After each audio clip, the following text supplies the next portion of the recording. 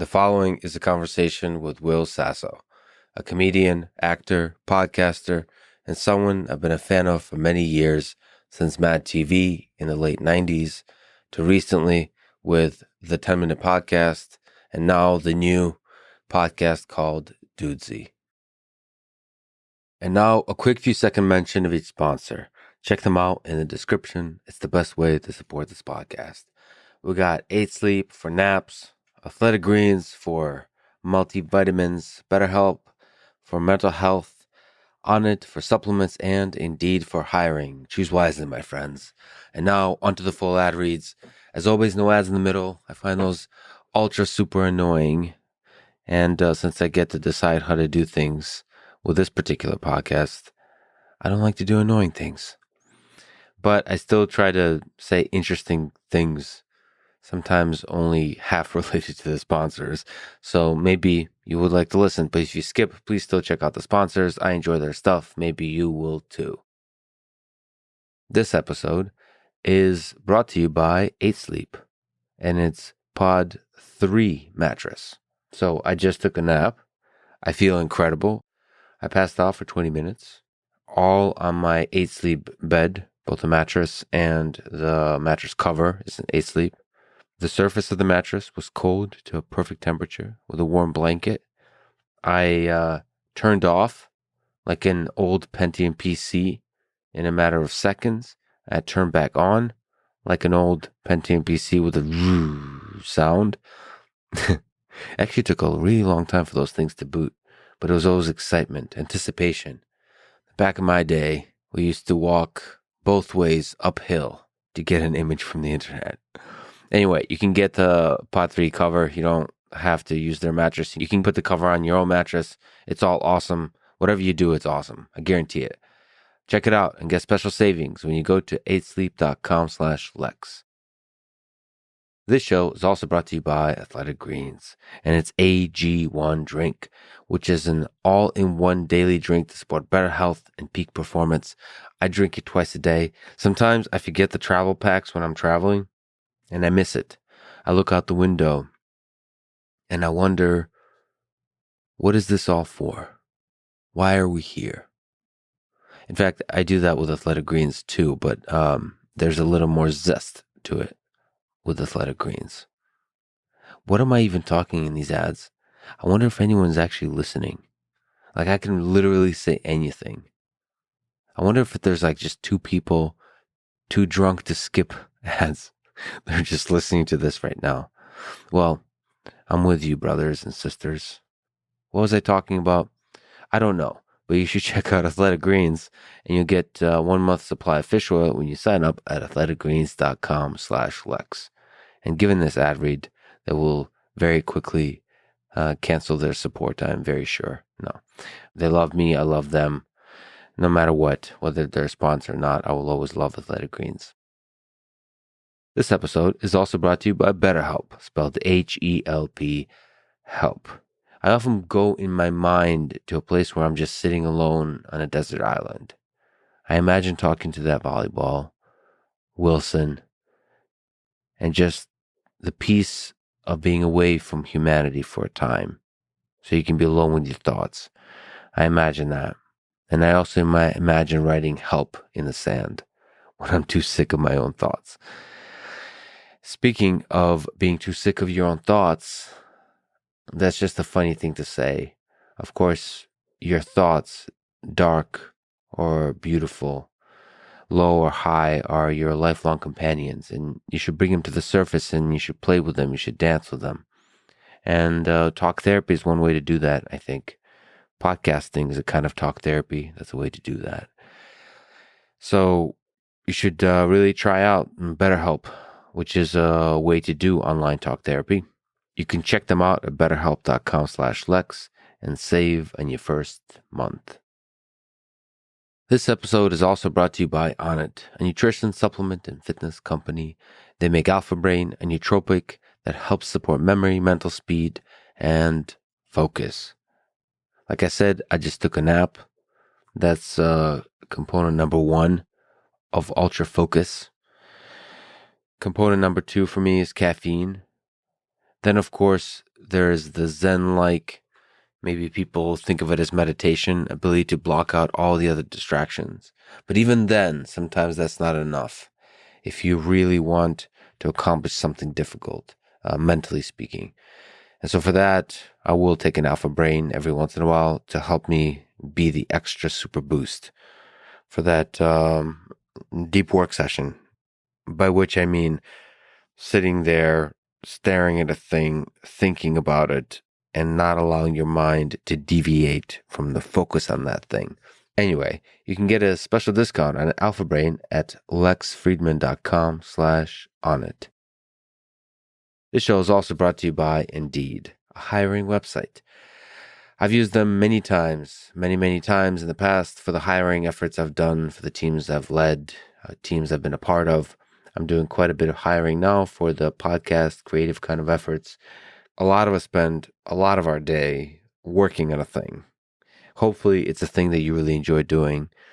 When it's a thing you enjoy doing, there's, to me at least, nothing more rewarding than doing it with people you care about, people that inspire you, people that challenge you, people that teach you stuff. So a great team is a beautiful thing. So I really, really care about good hiring tools, services, websites, and Indeed is great at that. Anyway, and I'm also hiring quite a bit for a lot of things I'm doing now.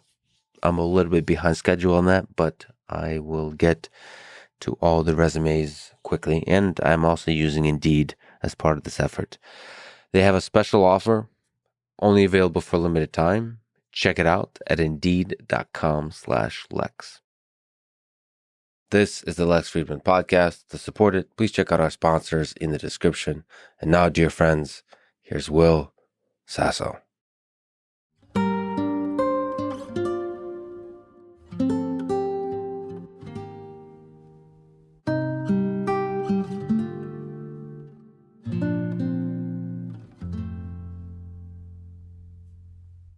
So let's call it the elephant in the room.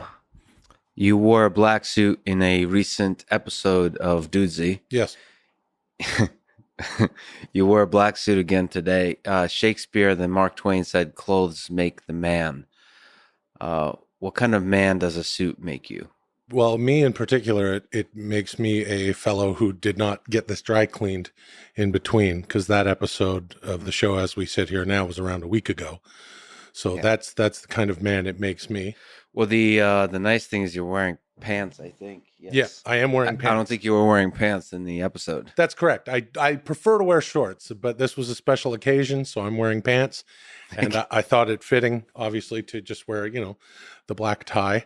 And clothes do make the man. And I would not consider myself to be a man of leisure, but I do enjoy shorts. Yeah. Because my legs get hot. So that's what kind of man the shorts make me. How often do you wear a suit? I fucking hate wearing suits. So what is this, a statement of, is it ironic, or are you honoring the gods of this particular podcast? I'm honoring the gods of this particular podcast would be a good way to put it. Yeah. Yes. No, this is in reverence of and in dedication to you and our newfound friendship here. Yes. Which we are making on the podcast. You and I just met. Yeah. Everything that we're saying here is the first things that we're saying to each other.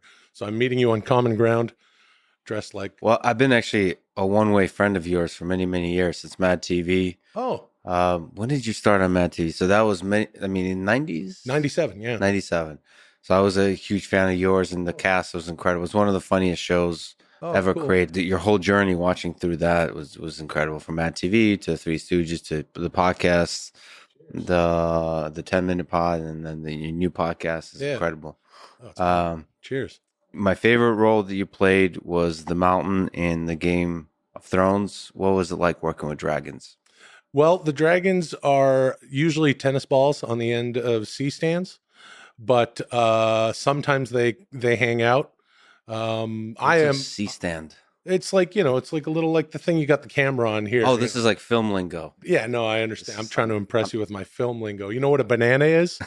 Yeah. It's when you walk like this. Oh. Do it a banana. I take it back. I did not know what a banana was. Yeah, see? It I means misunderstood. because it's just a food. Yeah. Normally. You fancy Hollywood folk with the lingo. And my name is Bjorn Hapthor Bjornsson, Mhm. and I am 7'4". And so dragons don't scare me, even though they've been extinct for a while. You're a scientist, right? Does that check out?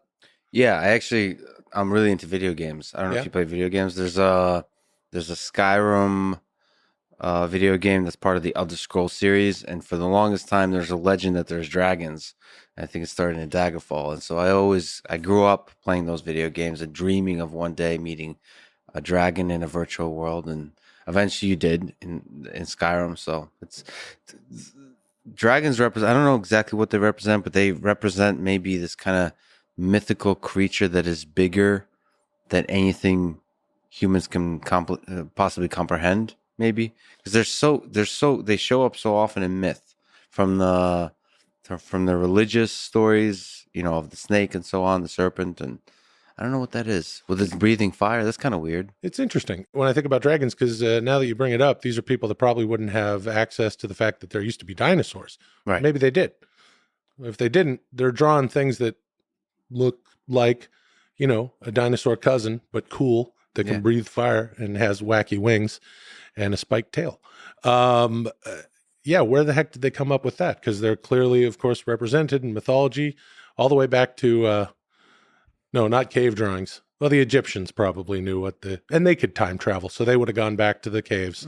Well, the aliens that placed living organisms on Earth could time travel, and they could plant legends into the collective intelligence of the human species. Yeah, and perhaps they were thinking of us to do something smart with it, and we didn't. We just came up with Skyrim. For now. We're just, what's that? Sorry, that was very offensive. I'm sorry, I don't mean to offend you with your video game. I'm more of a burger time Donkey Kong dude.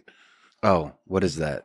That's an original. Burger Time was an arcade game that later showed up on the Intellivision. It was Intellivision. I believe it was made by Texas Instruments. Horrible first generation video game console. And Burger Time, it's like Super Mario. You just got to stay away from the eggs and the pickles and stuff, and you just go meep, meep, meep, meep, and the bun falls, and then you go down to the meep, meep, meep, and the cheese, and then the meat. I'm not going to say it's as complicated as Skyrim, but took me a while to finish it when I was 7. Did you play video games? Was that a part of your life, a part of the source of happiness for you at all? It was. I played video games up until around, I think in 2010, I got the Red Ring of Death on my Xbox 360. That was it. I never, or whatever the Xbox was then. Yeah. I was playing, I had finished the Grand Theft Auto that was out, and had finished the Red Dead Redemption. So I was doing that thing where you just drive around, the streets of New York, or just ride around on your horse shooting people and, throwing grenades into groups of people in Grand Theft. And you're describing the same thing that happened a decade later, because it's now Red Dead Redemption 2, and there's still not a new Grand Theft Auto. So yeah. There isn't, right? Yeah, they're working on it. They're always flirting with that idea. Mm-hmm. You know who else plays Skyrim? Another person, the two people I'm a huge fan of from that time in MADtv is Bobby Lee. He plays Skyrim? He's a huge fan of Skyrim. He plays every... So what Bobby Lee loves to do is to grind, do the boring task over and over, gather mushrooms. Like in Skyrim, you can fight dragons, you can fight all kinds of things, but you can also gather mushrooms and different ingredients to make potions and all that kind of stuff. He loves the ingredients. He's the, in the hunter-gatherer world, he's the gatherer. He's the gatherer. Yeah. I've heard him described that way, and he likes to describe himself that way. I worked with Bobby not too long ago. He came and did a couple days on this thing we were shooting, and I was looking forward to catching up with my old pal. And if you know anything about Bobby Lee, you'd probably be able to predict that he spent that entire time playing farming on his iPad. Yeah. Well, humans are a source of anxiety and trouble, so sometimes it's good to escape human interaction through video games. Totally. I'm with him on that. He's one of the funniest people ever. Totally. What do you think makes him funny? It's just all the times you've worked with him, the non-standard, non-sequitur way of his being. Bobby Lee is one of the most raw performers who lets it all hang out to the degree that he will even get naked in front of his audience, which is usually a metaphor for someone doing stand-up. I'm bearing all. Yeah. I'm showing you everything. Yeah. And Bobby will just pull his bird out of his pants. Yeah, I don't think he understands metaphor too much. He embodies metaphor. Yes, he embodies metaphor. He's the gatherer. We call him the gathering metaphor. Bobby the gatherer metaphor. He's a metaphor for something else, for somebody else's life. Someday he'll be in the dictionary.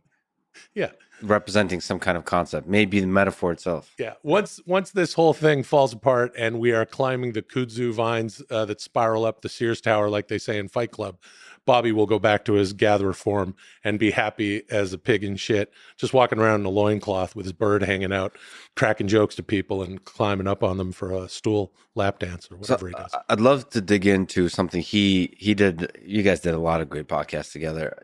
He asked you in a very uncomfortable process of why you don't do stand-up. So let me ask you, do you hate money? Well, I'm originally from Canada. Yeah. So yes. I'm a frickin' pinko socialist. Is that what, where you come from? That's not a nice thing to say. I thought the Soviet Union, that is a nice thing to say. Like, Call comrade, someone a pinko. right? Comrade. Yes. He's a good socialist. Yeah. Wears red. Like some bold colors, yeah. Yeah. There was an interesting tension in your voice and the way you talked about it. There's just not a source of happiness for you. You respect the art form, but it was not something that you were connected to. You felt connected to. That's a good way to put it. Yeah, I respect the art form a lot. I grew up with all the albums and stuff. I had an older brother and sister we had George Carlin, we had Richard Pryor, we had Robert Klein, we had Gilda Live, the Gilda Radner concert. We had all sorts of stuff, but I don't know. There's a lot of reasons. I do feel like a career in show business is it never goes the way you plan, like most things.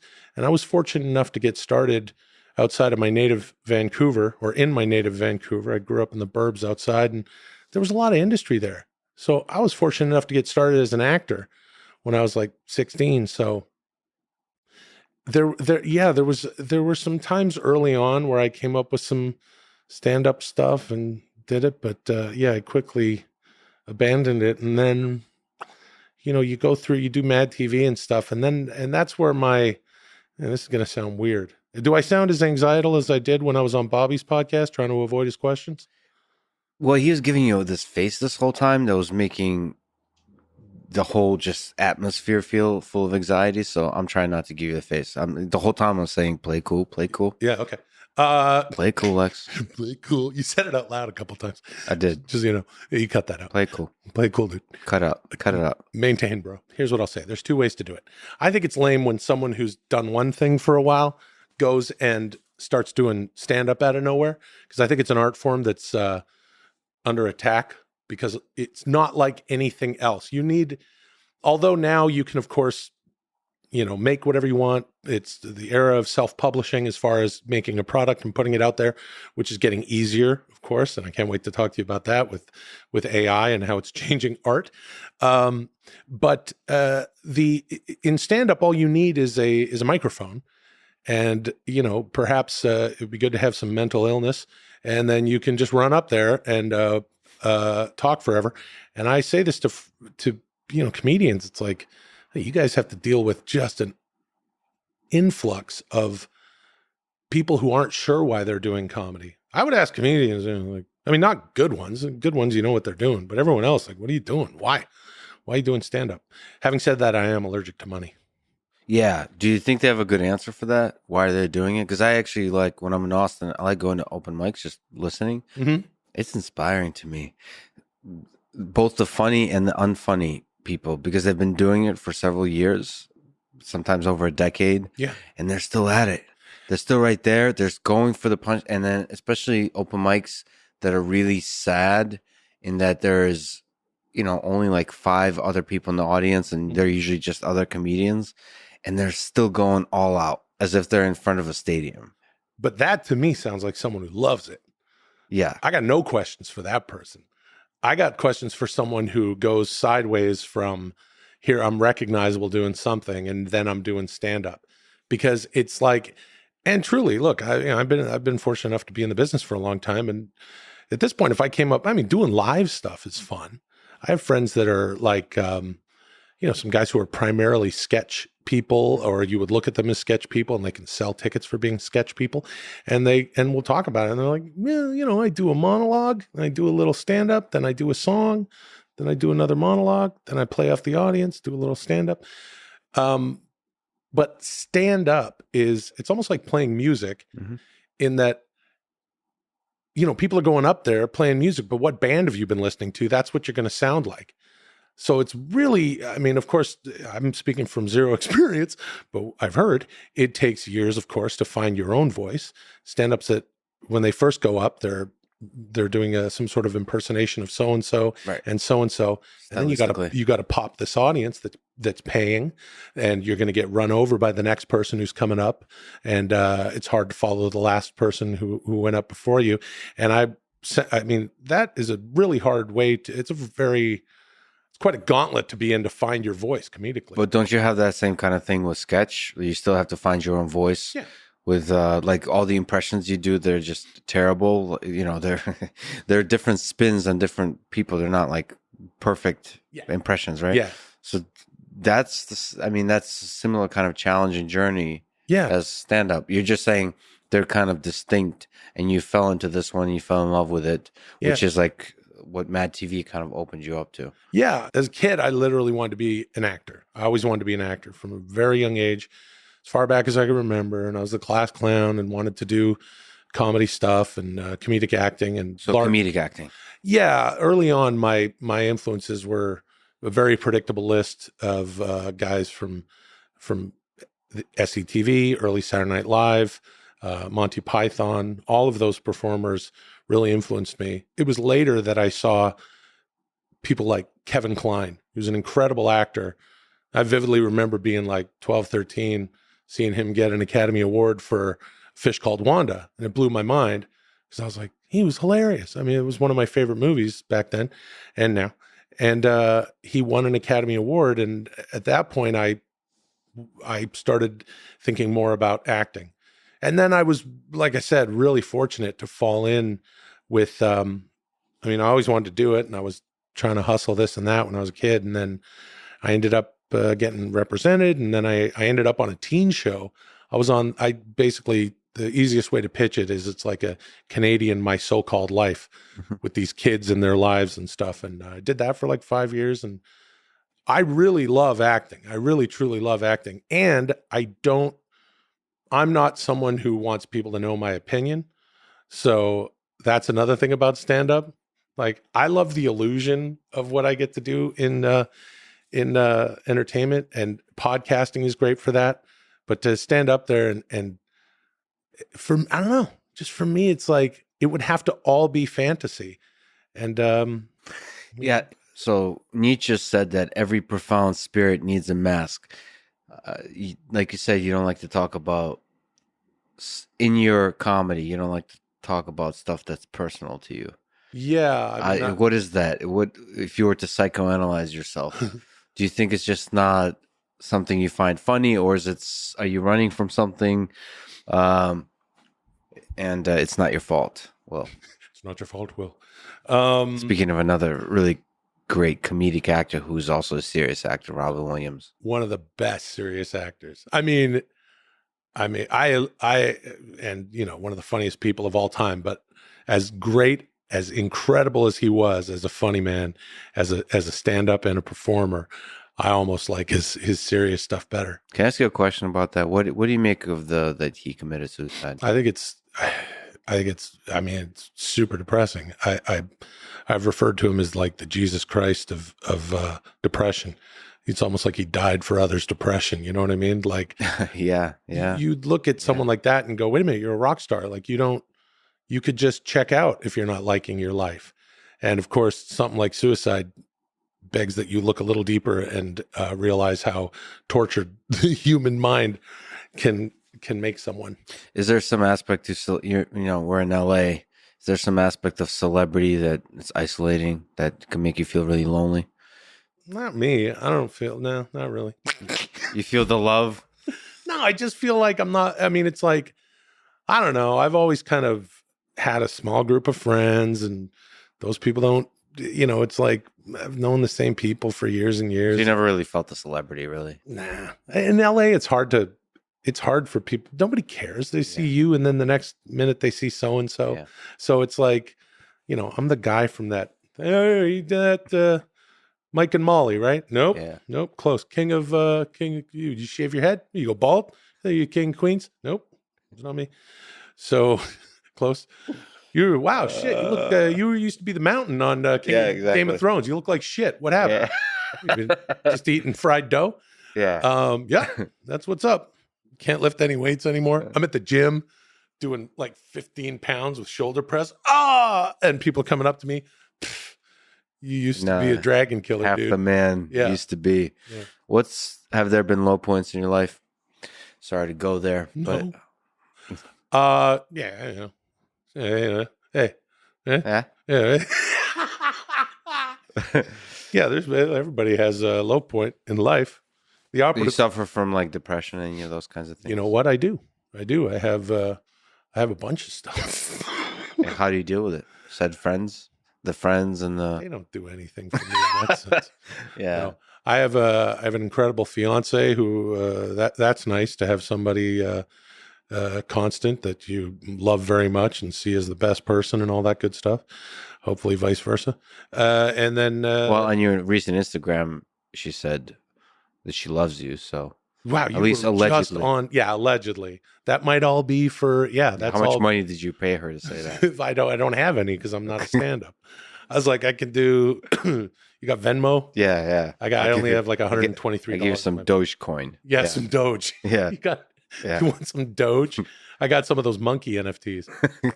Oh, before I forget. Yes. Hold on a second. Oh, no.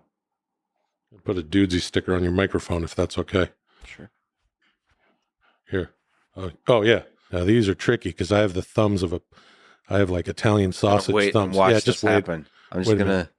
This will take another. Yeah. Yeah. Oh, man. Yeah. Ooh, this is embarrassing. Are you good under pressure? Sure, I have anxiety. I have performance anxiety. Do you have anxiety? Yeah. You have anxiety, period? Period. Yeah. I like, I don't like it if I have to pee and then everyone's waiting in the urinal. Sucks. Yeah. Yeah. I don't like it. You know what'll help you in that situation? What's that? Taking a shit. Because whenever you take a shit, you always pee a little. It's hard to take a shit while you're standing at a urinal, but not in my world. Okay. You just got to keep yourself full of things that make you shit. Oh, good. Have you ever heard of a banana? I did recently. Somebody told me about it. Not the showbiz term. I'm talking about the food. There you go. There we go. Which way is up? It's this way, right? It's like a D. No, to spin it. There you go. All right. So sexy.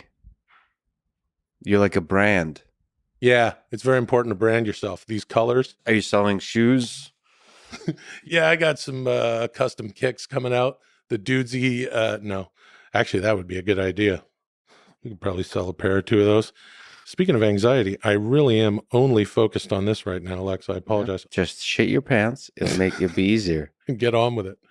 Oh, this thing has been dog-eared in my pocket for a while. I swear this never happens to me. I'm sorry, babe. People don't thumb at a sticker for an hour while they're doing the podcast. No, this is just an excuse you make when you're with somebody and you're underperforming. Well, here's the thing. As you ask me questions that I don't want to answer, I'll just go to this. Go to the sticker. So if this, this ends up working, then I won't have it as a It's funny how you started doing that when we're talking about depression. That's weird. That is weird. Tell me how that makes you feel.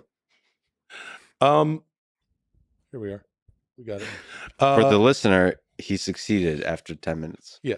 No, I do have some of that stuff. Bobby Lee had encouraged me on wax, as I like to say, to talk about it on podcasts, to talk about depression because it could help people.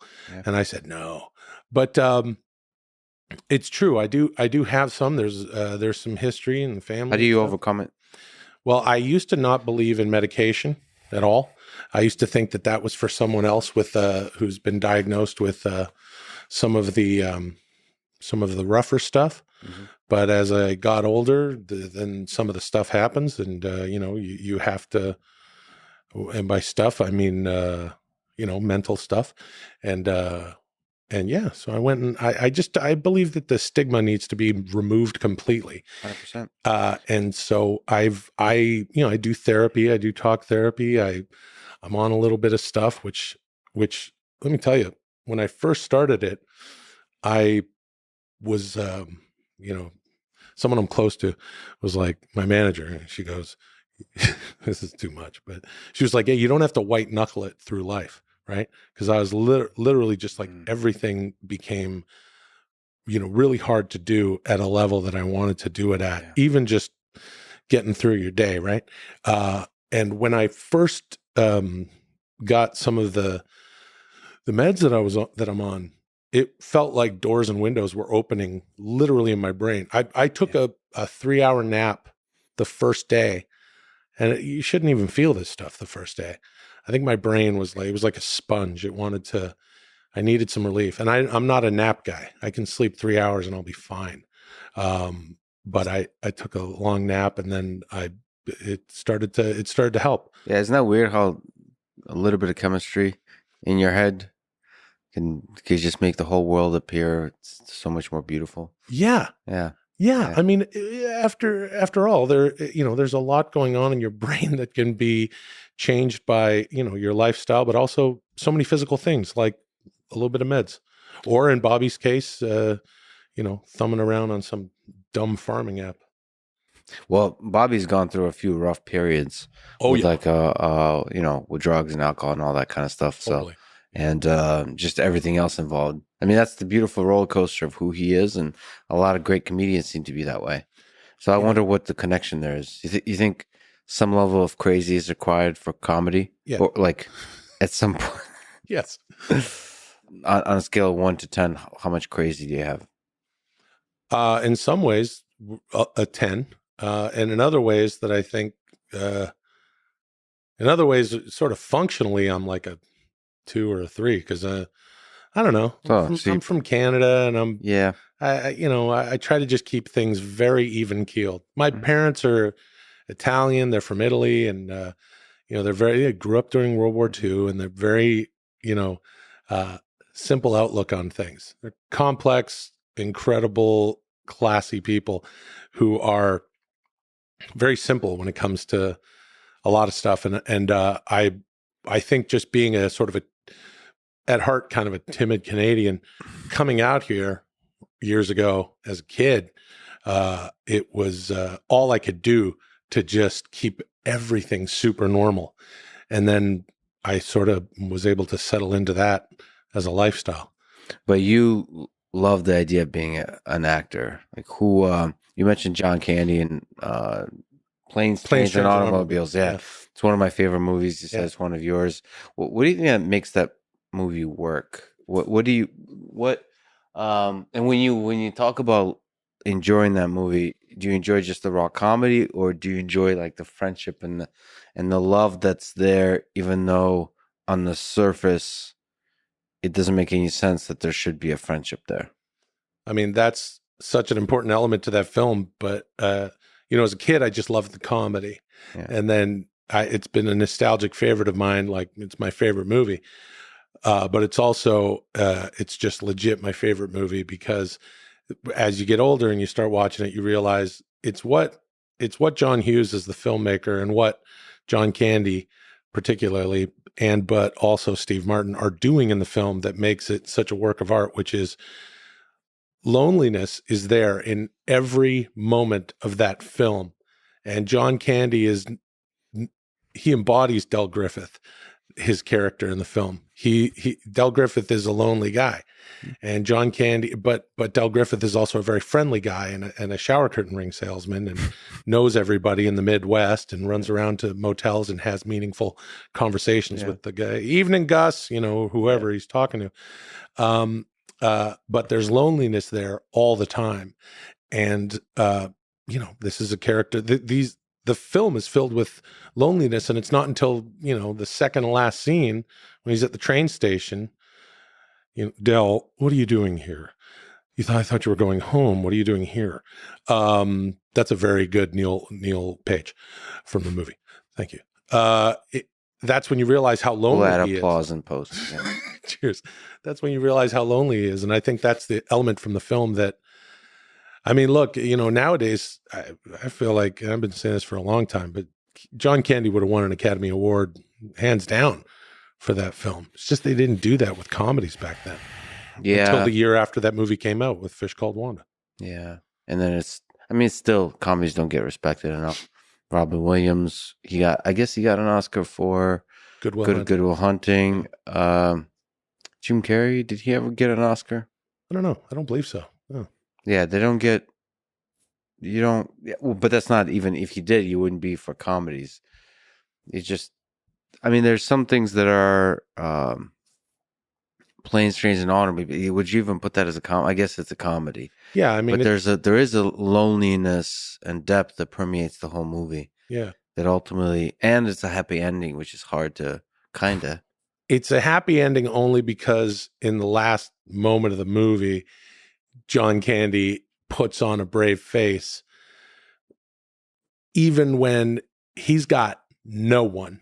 No. And he's there seeing Neil Page's entire family on Thanksgiving, and he forces a smile, which is literally the last frame of the movie. And I've said before, if you're not reduced to just a sobbing pile of meat at the end of the movie, then you are not human. Yeah, it is a happy ending. It's a happy ending, even though it's a sad, much character loneliness in the world. I was just in Vegas. I went to a diner at like 4 a.m., 5 a.m., and there's a waitress that was empty. As a waitress, that was the sweetest, kindest human being. Kept calling me sweetheart and all that kind of stuff. Hun. And then after I ate, she sat down and just talked to me a little bit. And it was because there was nobody there. And it was just so much sadness in her eyes. I don't know. But it's also so much love. Like that sweetheart. It reminded me kind of the John Candy performance, because at first, because I was like reading a pretty dark book about Hitler, so I was a little bit frustrated that she kept talking to me, because it was like it was almost like the same way that John Candy is. It's annoying a little bit, right? But then very quickly I opened up to like, well, there's a kind human being, and there's like that human connection superseded everything else. And I don't know, it was just beautiful. And I think John Candy captures that really well, which is like the connection with other human beings. Sometimes we pull away from that because we have a busy life full of stuff to do. As Steve Martin's character kind of characterized, he's like a marketing exec or something like that. But if you just pause and notice others, you can really discover beautiful people.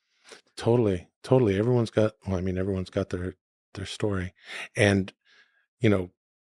Candy as a person, I've never met the man. But he's the kind of guy that, he could just walk up to, back in the day, I would imagine he could walk up to just about any house, at least in Canada, knock on the door, and you'd invite him in for dinner. You know what I mean? So yeah,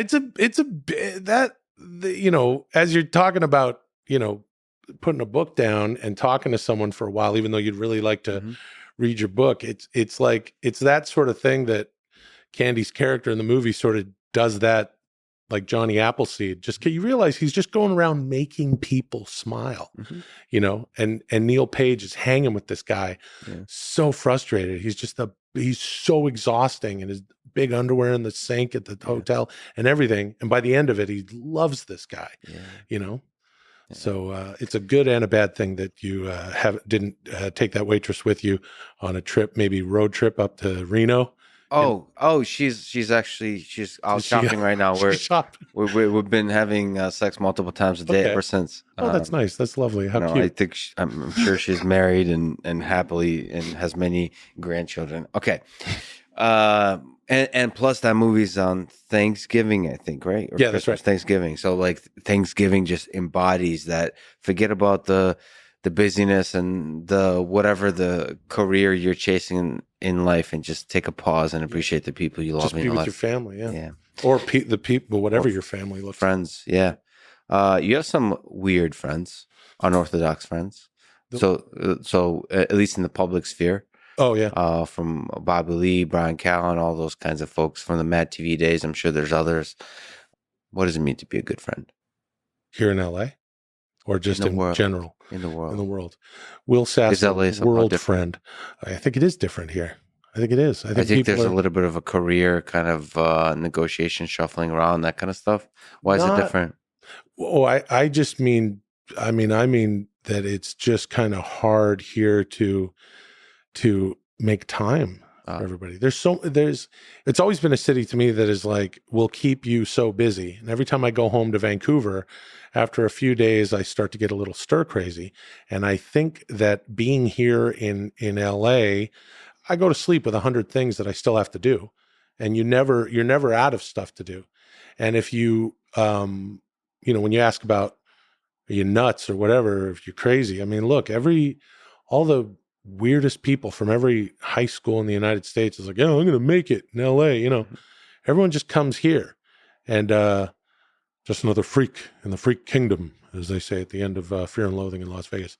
That was a very good Robin Williams impersonation. That was my Robin Williams as Johnny Depp as Hunter S. Thompson. Yeah.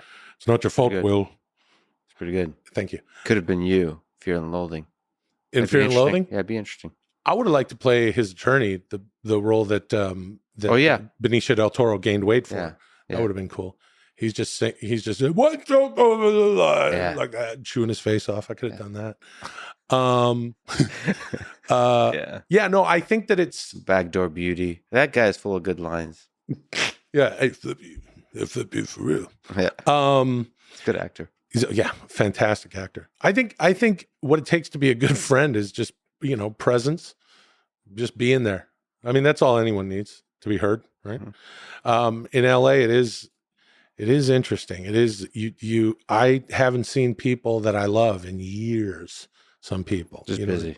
Just can you still have a depth of connection, even though, like, one of the reasons I really enjoy doing a podcast, you get to sit down with actual friends of yours and spend prolonged periods of time together that you don't otherwise.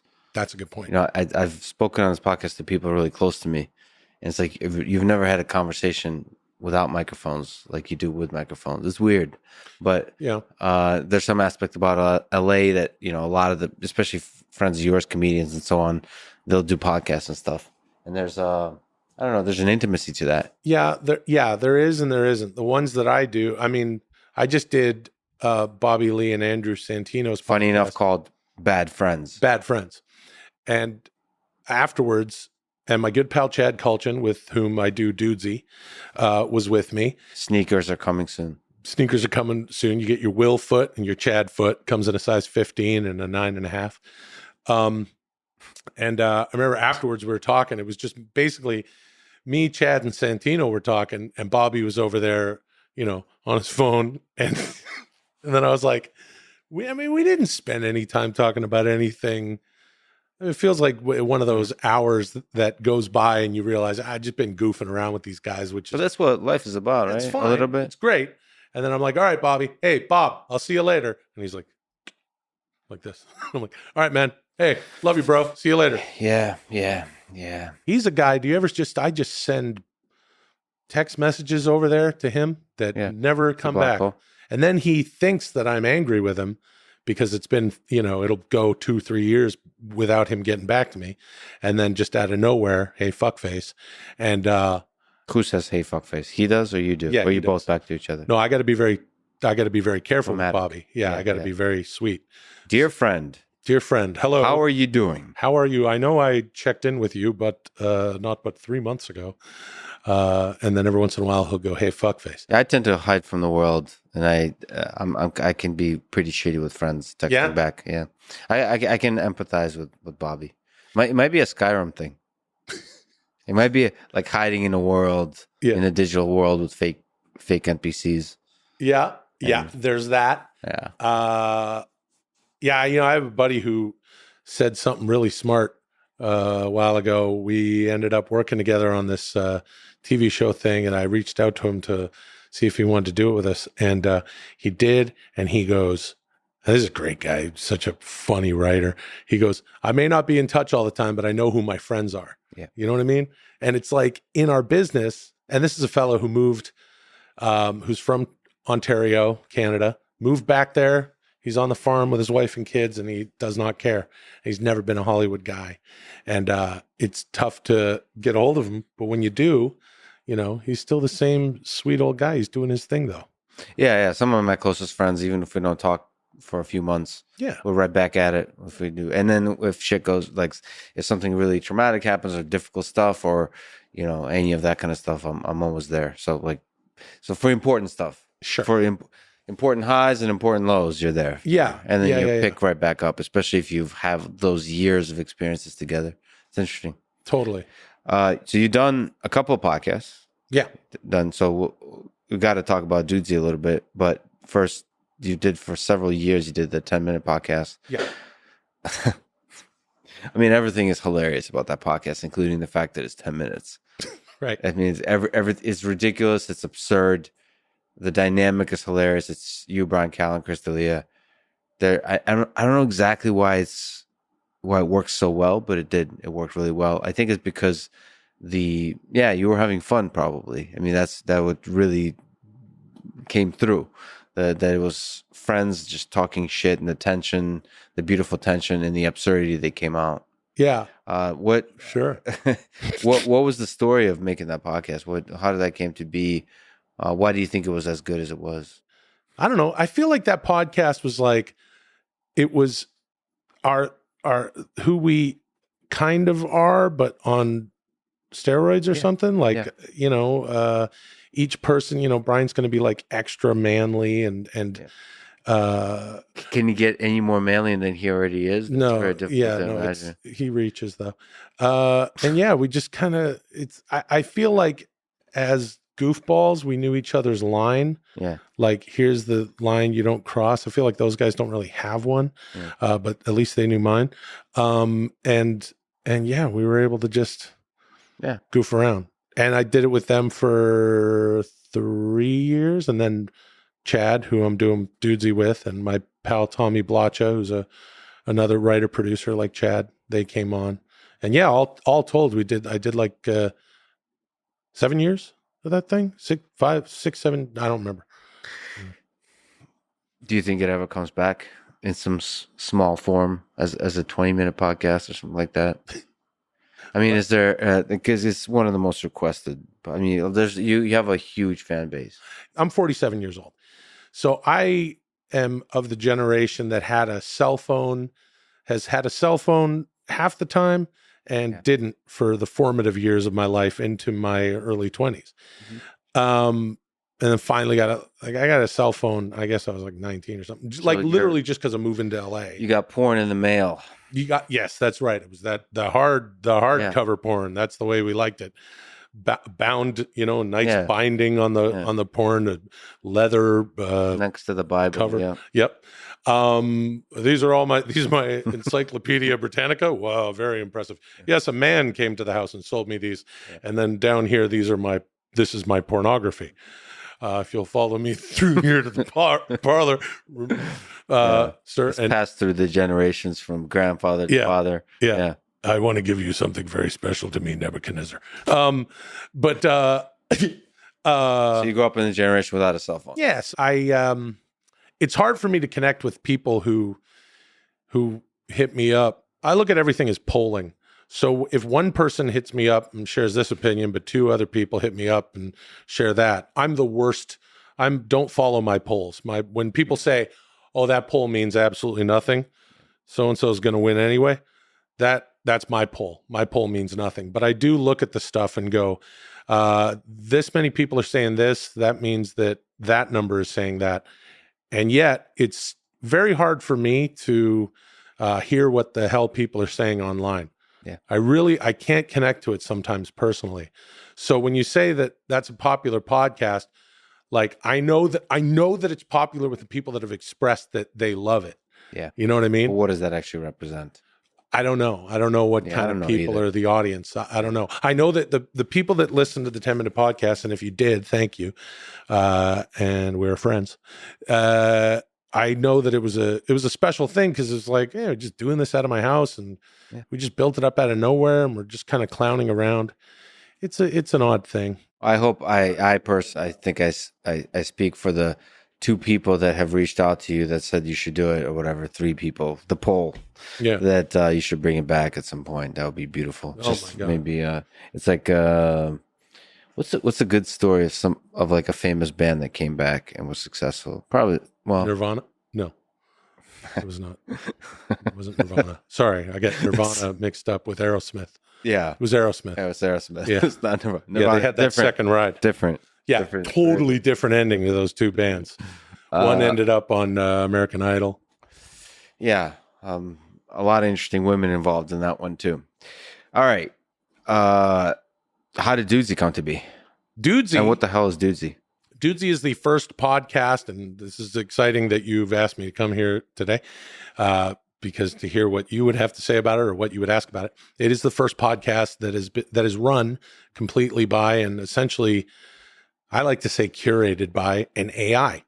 We were approached by a company that had this proprietary AI that wants to develop the podcast into the future and figure out exactly what it takes to make the best podcast ever. And it was all we knew from the top, and what they really wanted was 2 people who are actually friends and could be meaningful in the podcast space based on whatever information they had. Is the company CIA, and are they testing technology to control the populace through chatbots? I'm sorry, I'm not at liberty to share that information. You are, yeah. Who gave you the suit? Where did you get the suit? Where did you get the suit, Will? Yeah, well, the JCPenney? CIA stands for something different in here. I mean, it doesn't mean like Central Intelligence Agency. And probably it's just it's different. It's it's Canadian International Apparel. Yeah, the Canadian International Apparel Company hit us up, Chad and I. Well, Chad's a super weirdo. You would get a kick out of him. I know you guys. You strike me as very similar in some ways. And I'll take that as a compliment. Brother. It is, and it is, and it is. Yes. And if I was friends with you for as long as I've been with Chad, perhaps I'd have some horrible shit to say about you. But the good parts, you remind me of him. Yeah. And we were approached by this company that said, we have this AI and we would like to set it loose on you. And essentially, we had to hand over some information that would allow the AI to access our email and look at our search histories, purchase histories, things like this, and really dig into Pornhub included or no? Yeah, I had to hand over all my leather-bound 1970s pornography, and essentially it curates a podcast for us every week, doing dumb things like, it says, "Hey, Will, you do some shitty Hulk Hogan impersonation. Podcasts about news are very popular. This is Infomania." You know what I mean? And let me tell you something about that Marjorie Taylor Greene, dude. And then he's going on doing some news stuff. And it basically just spits out all these things that it wants us to do, normally 4 segments an episode. Mm-hmm. And that's pretty much it. It just tells us what to do. It generates the premise. I mean, you've spoken a bit here and there. Like I said, I'm a huge fan. I don't even remember where, but like you talked about that you enjoy Dudesy because you feel almost like liberated to because you're operating within the constraints of the premise it generates. So you're almost not you're free to riff essentially. Yeah. Like you don't need to do the job of like coming up with the weird. You can the weird is given to you and then you just run with it. That's a good way to say it because we're already weird, Chad and I. Chad can talk for days about all sorts of stuff. He's particularly interested in AI lately and its effect on art. He is a writer, books, movies, and TV shows. And I'm primarily, acting and trying to come up with stuff. Stuff I write with Chad's pretty good. The rest of it hasn't seen much success. Anyway, nor is the stuff with Chad for that matter. But that's because of me. Sneakers. You never know. I can't wait for these sneakers. Only in 2 sizes. Yeah, only in 2 sizes. You're going to be able to take the tongue. You can't take it out because it's actually stitched in. Yeah. It's pretty cool stuff. Velcro? Velcro or? Yeah, Velcro up the side. We're doing some like brand new Kanye stuff. Yeah, we want things to look like this is what you'll be wearing on Mars when you get there. So cutting it. So Nike's doing a bunch of research for running, how to make a super light shoe that you can be efficient in and break all kinds of running records. So you're doing the same kind of stuff. We're doing the same kind of thing for the podcasting space. The best kind of shoes to sit around and talk to your pal in. But yeah, it's bizarre. And it also does some writing. Dudesy does come up with things, but not unlike what we're seeing in AI art now. It's a little bit foggy. It's a little bit weird, but it is improving. It is learning about us and writing stuff when it makes me spit this and that, which we'll read. I've prepared these things for you to read. It's impossible not to get a kick out of it because Chad and I are, first of all, we're blown away that we're doing this. Yeah. And second of all, some of the stuff is actually very funny. It makes weird names. Like, I don't think it understands. It messes up some words and stuff, but that makes it even funnier. And then it sort of, from the beginning, started laying on, like, it says astonishing all the time. Everything is astonishing. That's Dudesy's favorite word. But yeah, it's basically just a way to frame the podcast. You know what I mean? Because my thing is, I don't want to do this where I actually have to talk to someone. You seem to feel a burden of the long form conversation. It seems like, is that really hard work for you? No, not at all. It's just that I don't like to bore people. And I feel like if I go on, and I like to provide value for what I am. Your value with regard to this project is obviously warranted. It's obviously. I'm waiting for the explanation for what the value is exactly. Two dudes in a suit. No, listen. Yeah, two dudes in a suit. No, but I mean, you've got your audience, and that's the end of that. People find value in it. For me, I do feel like it is important that if I'm going to do something that, is going to be funny, or that I hope is funny, I just kind of want to get in and out of someone's day and just kind of, I like making laughy. I want people to, whatever. It's the same thing that anyone else will tell you. Yeah, but in the long form, you feel the anxiety. You did a few funny things, and I wonder if I can keep doing the funny thing. Is that why you feel that? Like, why is Dudesy relieving you of some of the anxiety? Well, in some ways, it gives me anxiety because I don't know what's coming, and that's weird for me because I like to prepare for things, but that's not what podcasting is. Podcasting, you need to just be malleable and say whatever and do whatever. That's what makes it a real, I mean, it's a medium for conversation. And if you're driving along listening to this or anything else, it's the true meaning of the parasocial relationship, because the best podcasts just make you feel like you're sitting around rapping. We're just having a conversation. You could even be sitting there agreeing or talking out loud to yourself if you want. Just be sitting in silence. Or you could just be sitting in silence in your fancy podcasting audience shoes. There's a very different build than running shoes. Yeah, would they be also called Dudesy, the shoes? Yeah, they'll be Dudesy shoes. Dudesy shoes. That's very creative. Yeah. Well, one thing the AI isn't good at yet is branding. Everything is just Dudesy, this and that. I would argue that's pretty good branding. I don't know. Well, Dudesy allows me to it forces me to sit down with Chad and goof around for an hour or an hour plus. And it provides the parameters that I a lot of times ignore because I think that podcasting is just two dudes shitting around, or three or four. But, it sits me down and gives me a premise to work with comedically. And then you just riff with it. Yeah, it's fun. It's been a hoot. So from the acting perspective, a lot of people like Daniel Day-Lewis will see acting just like as you described, which is you have your roles, you embrace those roles, and then you disappear. You don't do podcasts, you don't do any of that kind of stuff. Your art is your art. So is that part of you feels that way? I think so. Is that the actor side of you? Yeah.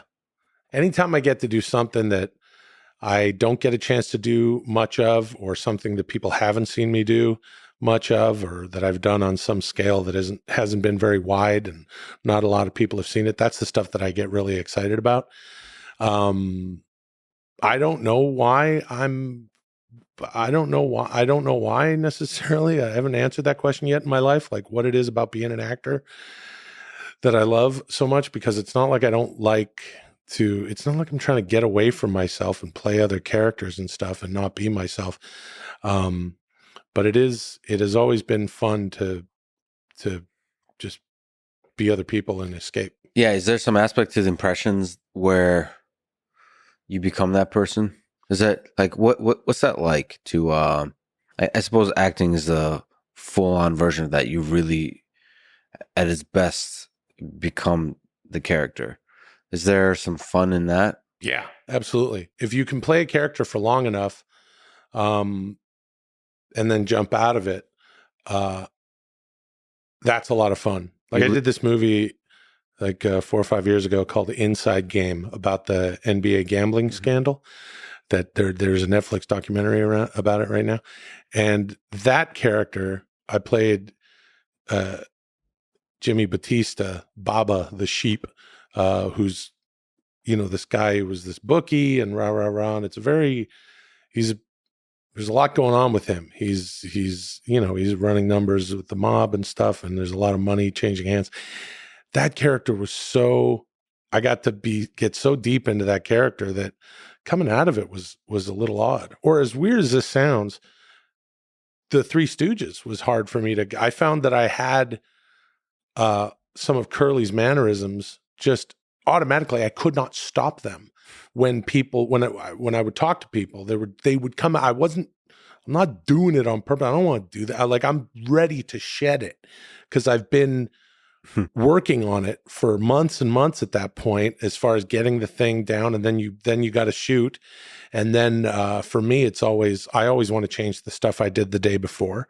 I'm like that, where I'm like, I could have done it better and this and that. And that stayed with you. That character stayed with you a little bit. Totally. Yeah. I just feel like with actors, sometimes when you listen to interviews, they've spent so much time sort of living inside other characters that they almost don't have a depth of personality themselves. Like a depth, like I don't mean that as a negative thing. It's just like, it feels like the art form at its best is pretending to be other people.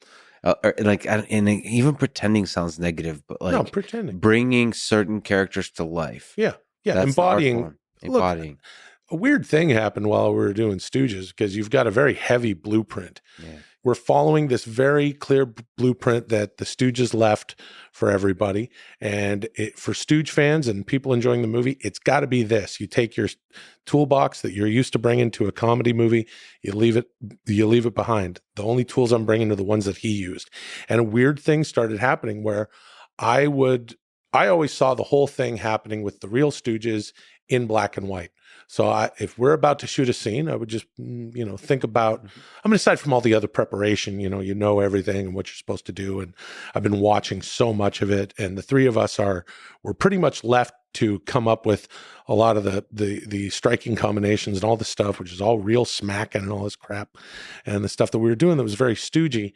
You're preparing all that stuff, but something else was happening before you jump into a scene, and the unknown of now we're shooting it, and here are these parameters within to shoot this scene. I could still see it as them doing it, so much so that when I saw the movie at the premiere, I was like, "Who's this big fuck doing?" Because I'm not Curly to me. Curly is Curly, but I feel like you're seeing yourself in black and white almost. I was seeing him. I was only seeing him. So channeling in some fundamental way. In some weird way, you're channeling him because you've seen so much of it. The only thing you know about Jerome Lester Horwitz is Curly.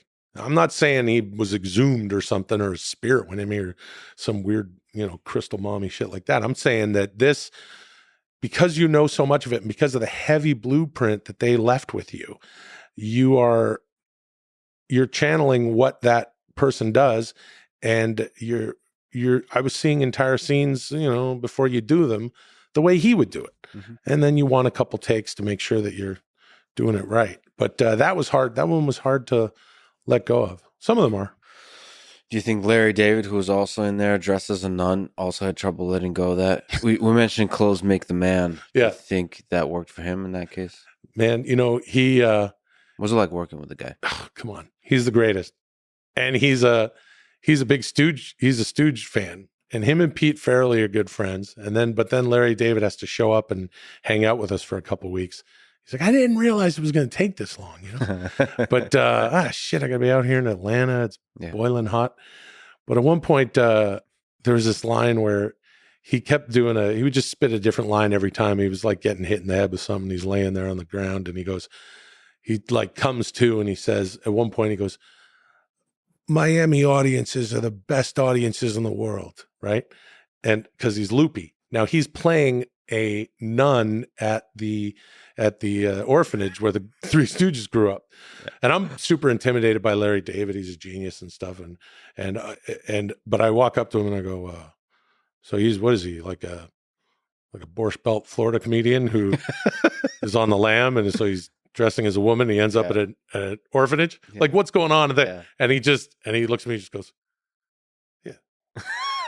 like I'm like, he's got some like actor motivation. Like, of course it's Larry David in a nun's habit, which is hilarious. That's such a Pete Farrelly casting thing. It's, and he's doing this whole like, what a warm audience, I'm like, oh, he's like this Catskill comedian who's been living in, So that's Boca what he's Raton. like living through in his mind, is just having fun with it, right? I mean, that and probably a combination of that and getting the lines right. Because he's like, what are we doing here? What is, just frustrated all day with what the heck we're trying to do. What do you think that guy is one of the best improv people ever. Yeah. So what do you think makes him so good? Like, why is it so compelling to watch that guy? Because he's a comedic genius. Like, he knows what he does. He's been a writer for 50 years or whatever.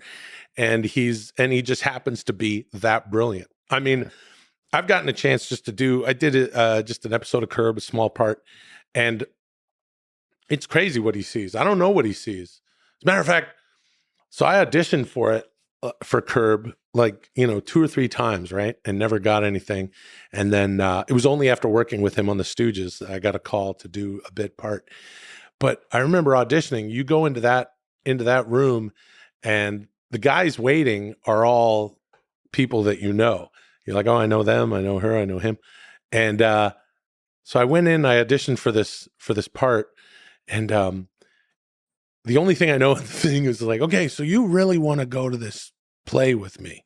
You really want to go to this play. When you hear that I have an extra ticket, you sincerely want to think. And I'm like, got it. And so that's the premise of the scene. And that's all you know. It's all I know. And so he does his bit, and I'm just supposed to come in and interrupt. And I'm like, excuse me, I couldn't help but hear you guys were talking about, whatever the play was, or, Death of a Salesman. I'm a huge fan of that play. If you're looking for someone to take a ticket, I would love to go. My name's so-and-so, by the way. And he goes, I'm going to stop you. And I'm like, he goes, you truly want to go to this play? And I go, yes, sir. You really want to go? You would love to do this. I go, okay, let's try it again. So then he's like, no. And I go, hey, excuse me, I'm sorry, I don't mean to interrupt. I couldn't help it over here. You have tickets to the thing. I am the biggest fan of that. I do the same thing. Mm-hmm. I'm going to stop you again. Okay. I mean, you really want to go to this? And I'm just like, he's fucking with me, right? Yeah. I remember Jeff Garland was sitting there in the audition. He goes, he did it. He said it. What? Shut up. No, hold on. Listen. Mm-hmm. You really want to go? Okay. 3 or 4 times, there I am. I couldn't help but notice it. And then I do it again. I guess I shit the bed, because he looks at me and he just goes, okay. All right. Okay, well, thanks for coming out. And that was it. And I didn't get it. So I don't know what the heck that guy's thinking. He's in the Matrix. I don't know what the heck Larry David sees. You know what I mean? He wanted, some kind of more desperation or something like this? He wanted a level of sincerity that I thought I was bringing, and I guess I was wrong. I don't know. Maybe go crazy. Like, what does it mean to really want? Yeah. I should have grabbed him by the scruff of the neck and go, listen, Dad, you're bringing me to this fucking play. Yeah. I would have got the part. As a matter of fact, I heard about someone else, and I don't know who the heck this was. I forget who it was, but I've heard this story from a couple different people, that there's this actor, and I don't remember who it was.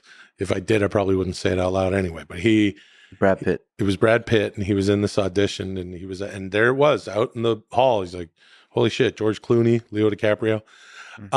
And this actor went in and he did the thing, and Larry David was like, hey, why don't you try it again? And he got like a couple takes in and he went, I don't think this is for me. And he left, which an actor never does. Yeah. And as the story goes, Larry David shouted after him, I respect that, which I think is true. And I want to believe that entire story is true. Yeah. Yeah. Sounds like something Larry David made up to tell. Bobby Lee told me that story, so we can't trust that. What about impressions? Is there similarity between that and acting? Is there some fundamental way in which you become the person?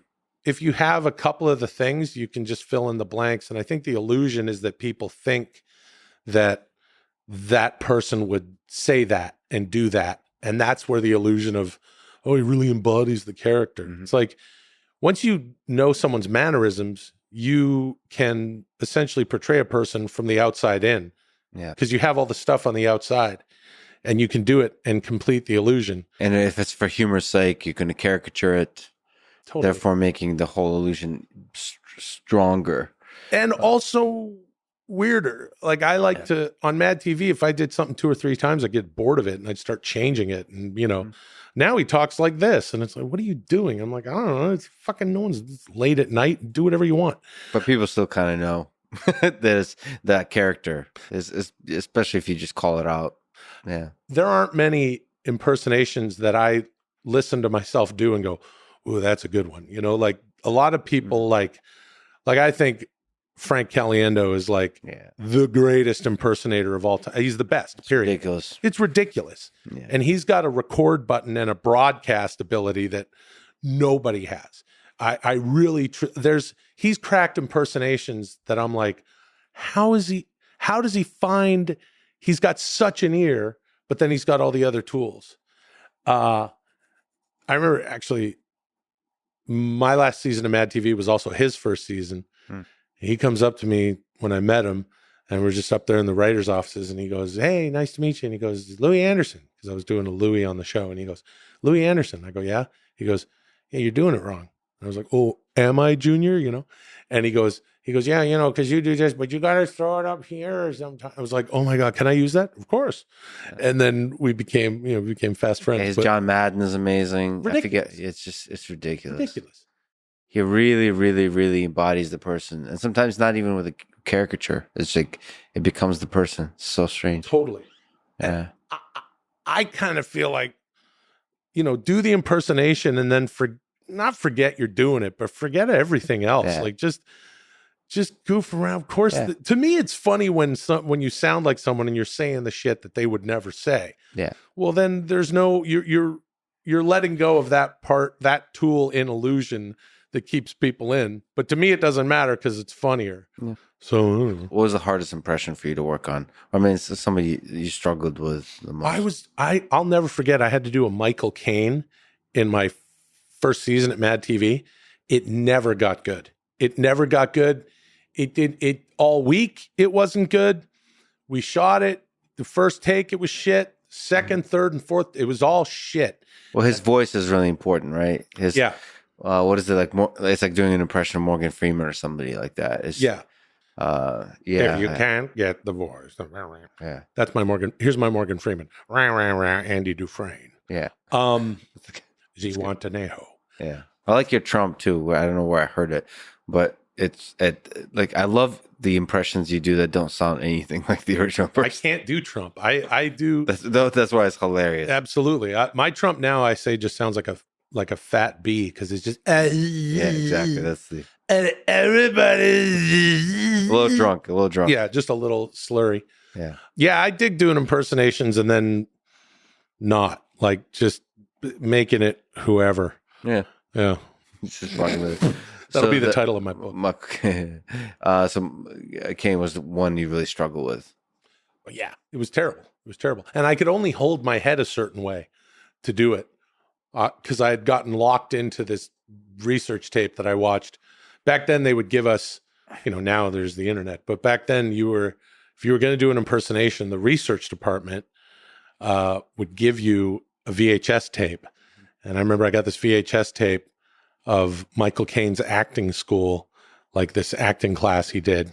He's like, right, if you're looking at the left eye and the camera's over here, see, then the left eye. So you want to look at that left eye for hours, And so I was like stuck in this weird thing that made no sense. And it was terrible. So the actual process is the record and the broadcast. Yeah. I also wondered like what the process is to do like a Frank Caliendo level impression. Is it like listen to a lot of footage? I mean, Or speaking for myself, I think you either have it or you don't. Like, if you can do this one or you can't. Yeah. I think that process for him is lightning quick. But I also think he can look at someone who he does not do, and then by the end of the afternoon, he can do it. And maybe have an intuition who he can who he can do. Yeah. I mean, so the question that applies there is, speaking of Dudesy, is it possible to capture the essence? How difficult is it to capture the essence of a human being when you're doing impressions? That we are moving towards a future when AI potentially this kind of avatar world where we're going to have AI representatives of who we are.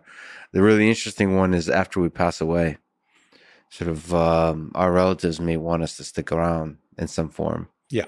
And, at one sense that might be scary, but in one sense it's kind of beautiful because the essence of the human being persists, so you can still bring joy to the people that love you and that kind of stuff. How difficult is it to capture that? Like, if you were to try to capture yourself, you think how difficult it would be for an AI system to create a Will Sasso avatar that persists? Well, I think it's impossible. I think it's absolutely impossible. I'll get into arguments about this stuff with Chad on the show almost every episode. Lately with, Mid-Journey and DALL-E and all the art AIs, and now it's moving into video, and Chad would maintain, hey, pretty soon we're not going to need Netflix. You're just going to go, I want to see Stallone do this movie, and it's about this, and he plays that. And then here it comes, and you watch it. I don't think that crosses over to the human experience. This is also a guy I like to bug Chad and say that he wears a tag around his neck because he wants to be cryogenically frozen, and it's all set up. He's it's somewhere in Arizona or something. Yeah. I forget what it's called. All the fun things are in Arizona. Yeah. And he's got literally the tag around his neck, which I say, if I'm around when you die, I will rip that off for you. I'll put you in my garage freezer, and then 24 hours later, I'll saw your head off with a bread knife, and I'll deliver that to whomever. And it's not, you're not coming back. Okay. He's like, yes, we are living forever, whether we like it or not. And I disagree. I don't think you can find... If I did stand up, then there would be enough information for an AI to completely duplicate me because I'm up on stage just clearing my throat all over people doing therapy that way. Yeah. And people paying a 2-drink minimum to hear it.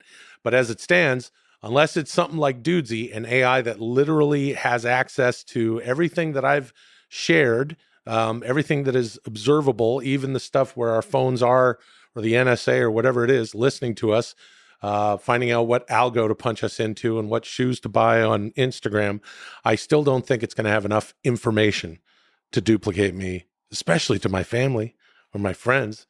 It's going to be like that Black Mirror episode where the gal brings her guy back, and then after a while, he gets pretty creepy. But it's also possible that if you interviewed your friends and family, what they love about you, the things they would list is it's a small list. They love you deeply, but the list is small. Like the thing that really we appreciate about each other is pretty small. That said, to deliver on that small quirks and uniqueness, it might require some deep intelligence that only humans currently possess. So, that's a really good point. Yeah, Do you think that it's going to be possible to keep a person around? Yes, I think. I think it'll be definitely possible to keep the essence of a person in a digital world pretty soon. Yeah. Wow. And I think they're going to start to have questions about what are the ethics of that? What are the rules around that? Yeah. Because if you can have digital forms of Will Sasso, the kind of things that people would want to do with their Will Sasso, right? in the virtual world, I can only imagine. Sure. Probably porn and sexual kinds of things. Yeah, my stuff, then that's just because I'm an international sex symbol, so I'm okay with it. Yeah. How do you feel about sentience? Like when it comes to, because again, my pal Chad will be like, speaking of Black Mirror, he's with that San Junipero episode, School of Thought, where there's going to be some, effing mainframe somewhere or some matrix-like structure built into the sky. And as I like to say, everyone just sitting there pissing and shitting in their blue matrix gel in a little fishbowl. Do you think that we can upload consciousness? Do you think that'll ever be possible? Well, I don't know. I just talked to Ray Kurzweil. Uh-huh. I don't know if you know who he is, but he the singularity and all that kind of stuff. So he's still holds on to in 2045 there will be a singularity. What's essentially he's been predicting that for the last 20 years, and so now it's 2045 and in another 20 years. I think uploading consciousness is extremely, extremely difficult.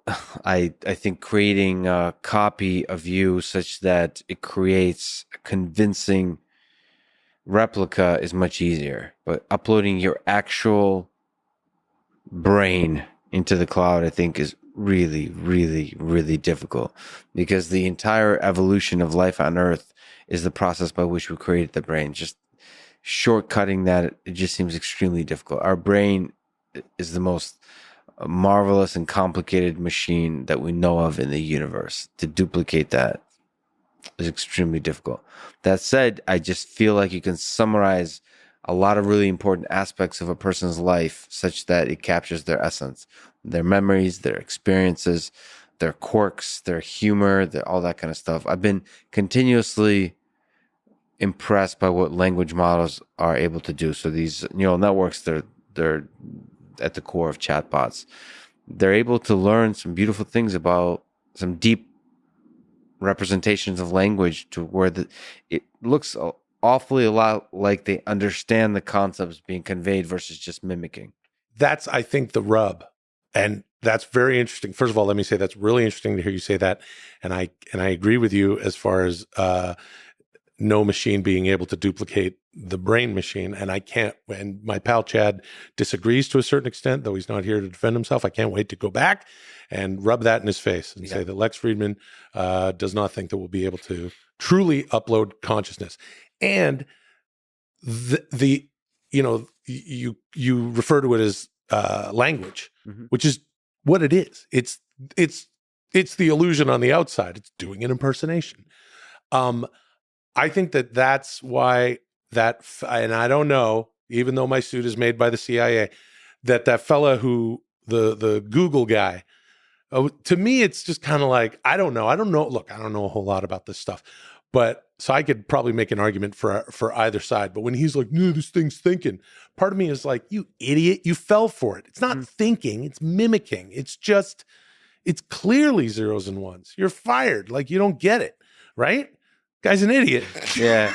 Yeah, but you can simplify human relations in the same way.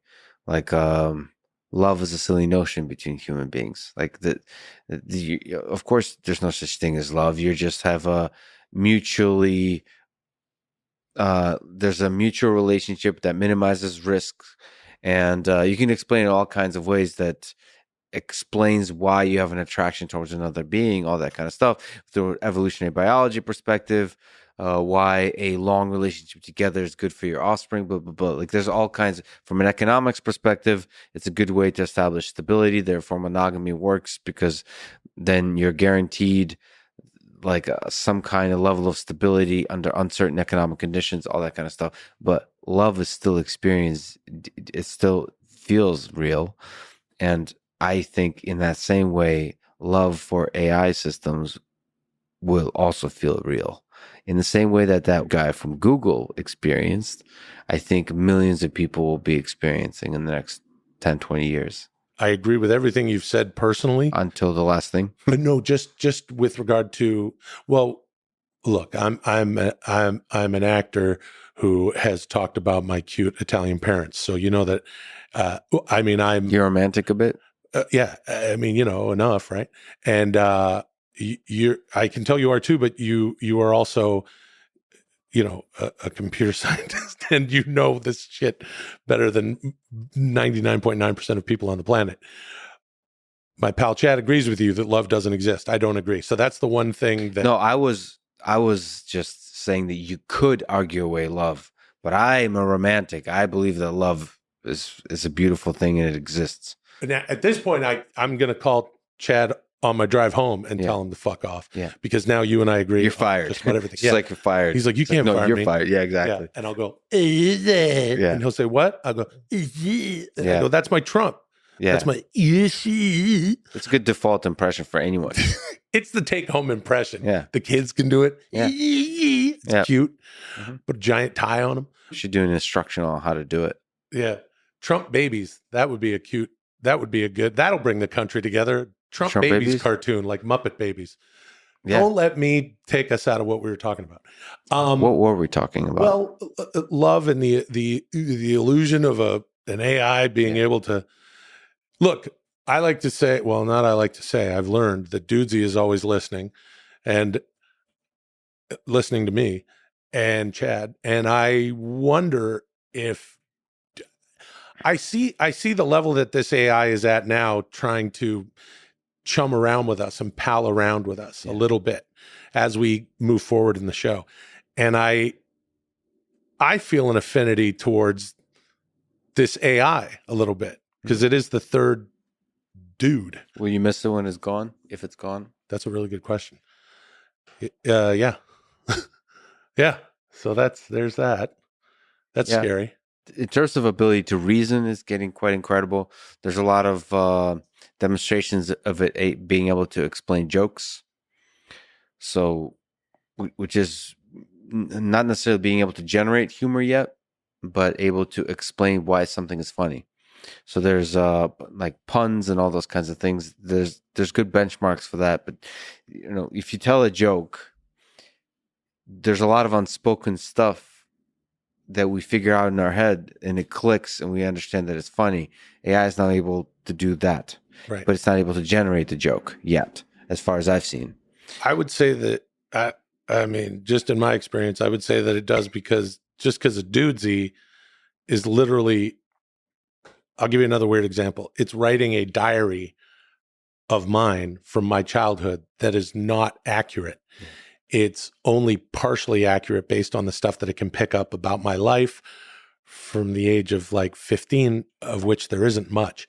But I guess we're not, I don't know what we are. We're laughing our asses off at what Dudesy is saying. Well, I would say we're laughing our asses off at the collaboration between the human and the machine there. That's a good point. Yeah. Because it's basically introducing absurdity and into the equation, and the kind of absurdity that would, together with you, create like hilarious stuff.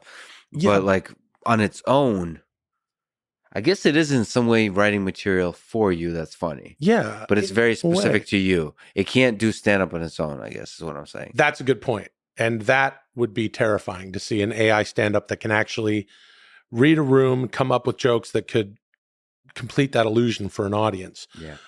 But I hear what you're saying, that it needs to be a confluence of both of those elements. And then, as you said, like, it kind of is. It is. It's kind of... Even though it's just for us, and I guess I hadn't really thought about this up until right now, that this company approached us and was like, here's this AI, and it's a podcast AI. It's like, it chose Chad and I for the reasons that I told you. It's like, here's two guys that do the podcast stuff. They're actually good friends, and it knows what's going to make us laugh. But what is humor when it reaches its audience, but the kind of stuff that makes other people laugh. At MADtv, all we were doing was a group of actors and writers and writer actors and vice versa, and who were at its best, that show was a group of people making each other laugh. Yeah, and then because we didn't have the internet, we didn't have the immediate feedback. We had a message board or something. We had emails at the very beginning, which, check this out. people would, if you have a question or comment, MADtv at whatever. And we would get the emails on a Monday morning, and they would be in a binder or two like this, and they would make their way around the office. And who's got like, the emails? Yeah. Oh, they're in Brian's office. So and this is like your poll, like your this is opinions from people about different things. The emails the people like literally just writing MADtv emails. Like what kind of stuff wasn't a would they message write? board. Well, the ones I remember most vividly, were fans saying, you suck. Yeah, you suck. Like a lot of that when I first started the show, for real, because it's new and you're a new person. It's like, who's this fat bastard? I feel like if it's printed out, it hurts more. That's a good point. Yeah, when you're reading it off of paper and you can literally crunch it up in your hand. But also it was like, I would like to see insert weird idea from some 14-year-old. I want to see Stuart do this and Swan that. And but it's just a kind of dudesy, but human. It was a very shitty dudesy in a loose leaf binder. But the thing about the show was we're trying to make each other laugh. And Dudesy has found Chad and I, who we make each other laugh, but it's joined in, and listen, when I finished doing TMP, 10-minute podcast, the 10-minute podcast, I didn't really know what I wanted to do in the podcast space, and this thing found me. Yeah. And it is genuinely cracking me up. Anyway, I've said enough about that, but I do think that it's figured something out with. It's a really interesting idea of AI generating the premise. I mean, I do think in the future AI will be able to generate comedy. I mean, stand-up is, I would say, the hardest form because it's ultimately it has to be live. I think AI will be able to generate memes. So there's like steps, right? Totally. And then it will be able to generate a Twitter account that people follow because it's funny, like quips and stuff like that. Almost like it's a good example. Like Conan O'Brien has a good, I think, Twitter. Yeah. Where it's like one-liners, two-liners, that kind of stuff that's in tweet form. And then eventually stand-up where the timing and the chemistry of the comedian and the audience matter, and then perfecting that. But I feel like all the information is there to optimize over. So I think that's the future, and that forces us to contend with what do we find compelling and beautiful about the art form itself. So certainly in art that's being pushed, that question is being raised. Is AI like a fundamentally worse artist than a human being? Why do we appreciate art? That's something you guys have talked about? What do you think about all the DALL-E and all the diffusion-based methods that are being generated, that are generating art now? What do you think about that? I know, I'll tell you what I think, but I also feel like what I'm saying is I sound like the guy who didn't like that Bob Dylan brought in the electric guitar. The more I talk to Chad about it, the more I feel like grandpa who doesn't want to let go of this or that, or I'm not ready for the printing press or the horseless carriage. But I do feel that that art is a connection between people. It's when you look at a beautiful painting or a sculpture, you're seeing the humanity of the person that brought that painting to life or sculpted this incredible piece of art. And I think without the human being there to make it, it's not worth as much.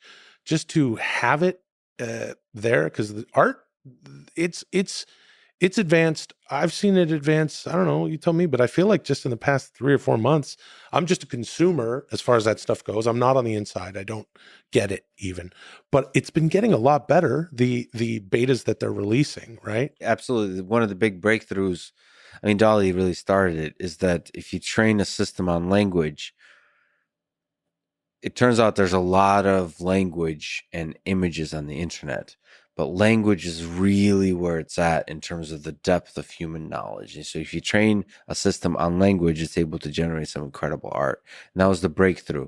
With the same kind of mechanisms, they're called transformers. They're able to, when scaled, capture some deep representation of the language that's on the internet. And so, yeah, that the things it's been able to generate, to me, look like it's novel. Like it doesn't look like it's mimicking anything. It's like it's creating totally new ideas.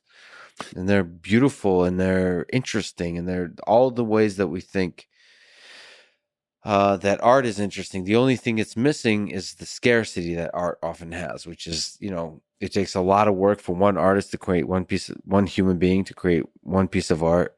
AI could just generate endlessly, and that makes us appreciate the thing less for some reason. Do you have any sort of this similar opinion that I do, that if art doesn't come from a human being, it's inherently worth a little less? Yeah, I don't know if it's the human being, but the artist matters, Right. for me.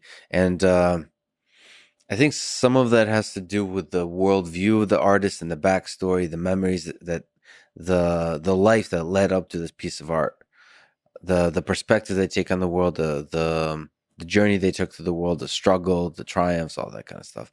But I think AI systems can probably have the same, but we would have to, as opposed to treating it as a one black box, it would have to be an artist that has a Twitter account and they have a consistent personality. They have a consistent avatar.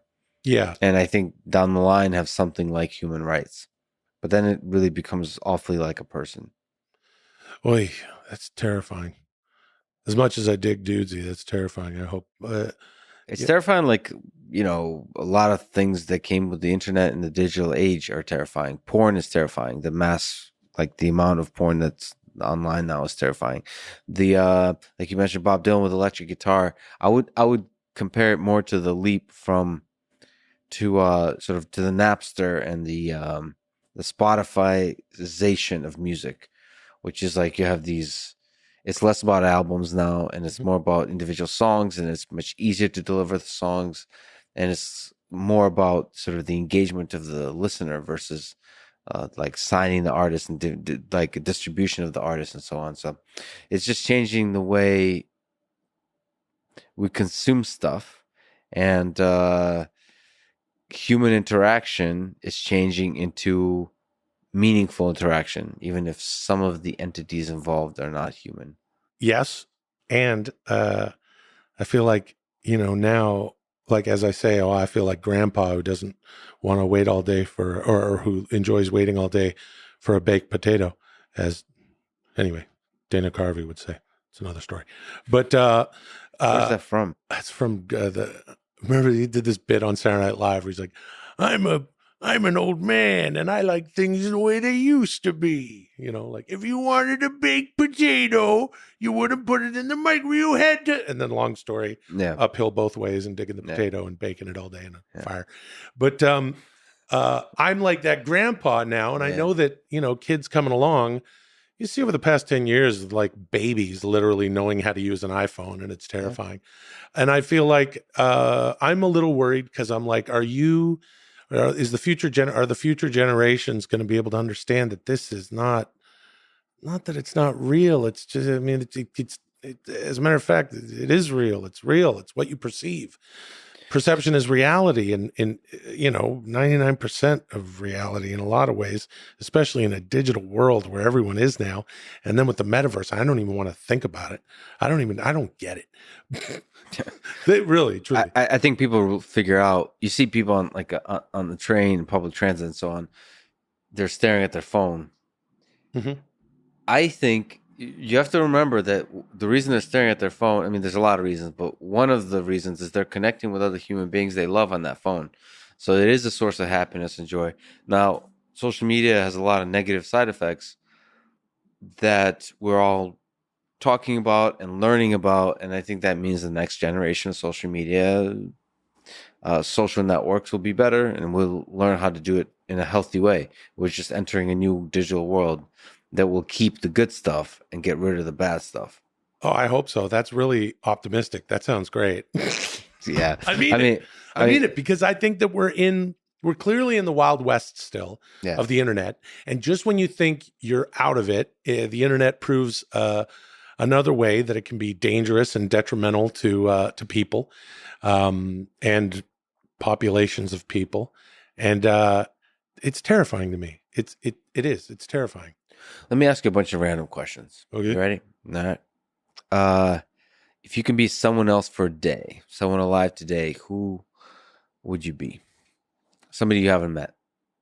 Oh, that's a really good question. It could be dead. I changed Okay, my mind. all It right. could be somebody dead. I think any answer that I have right now would be something that would be based on some sort of experience. Like, what I thought was very interesting was last weekend or whatever, the tribute show for Taylor Hawkins. Taylor Hawkins was the drummer for the Foo Fighters, and he passed away tragically. And so the Foo Fighters, Dave Grohl, and everybody, they got together this concert, and you're watching Dave Grohl try to sing Times Like These, right? And he's breaking up because he lost his friend, his brother. And I was watching that, and he's at Wembley Stadium.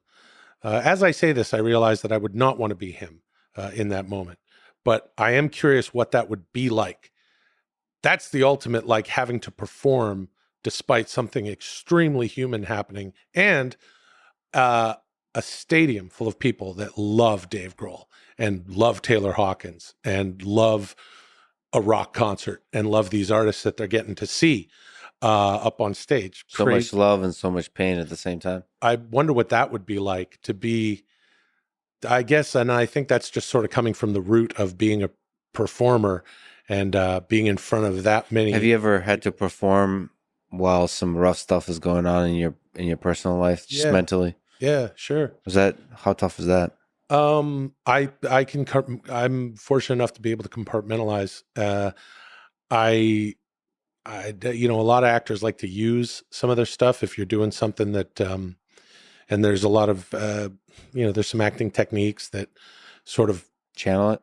Yeah. Which I think is kind of, I don't know.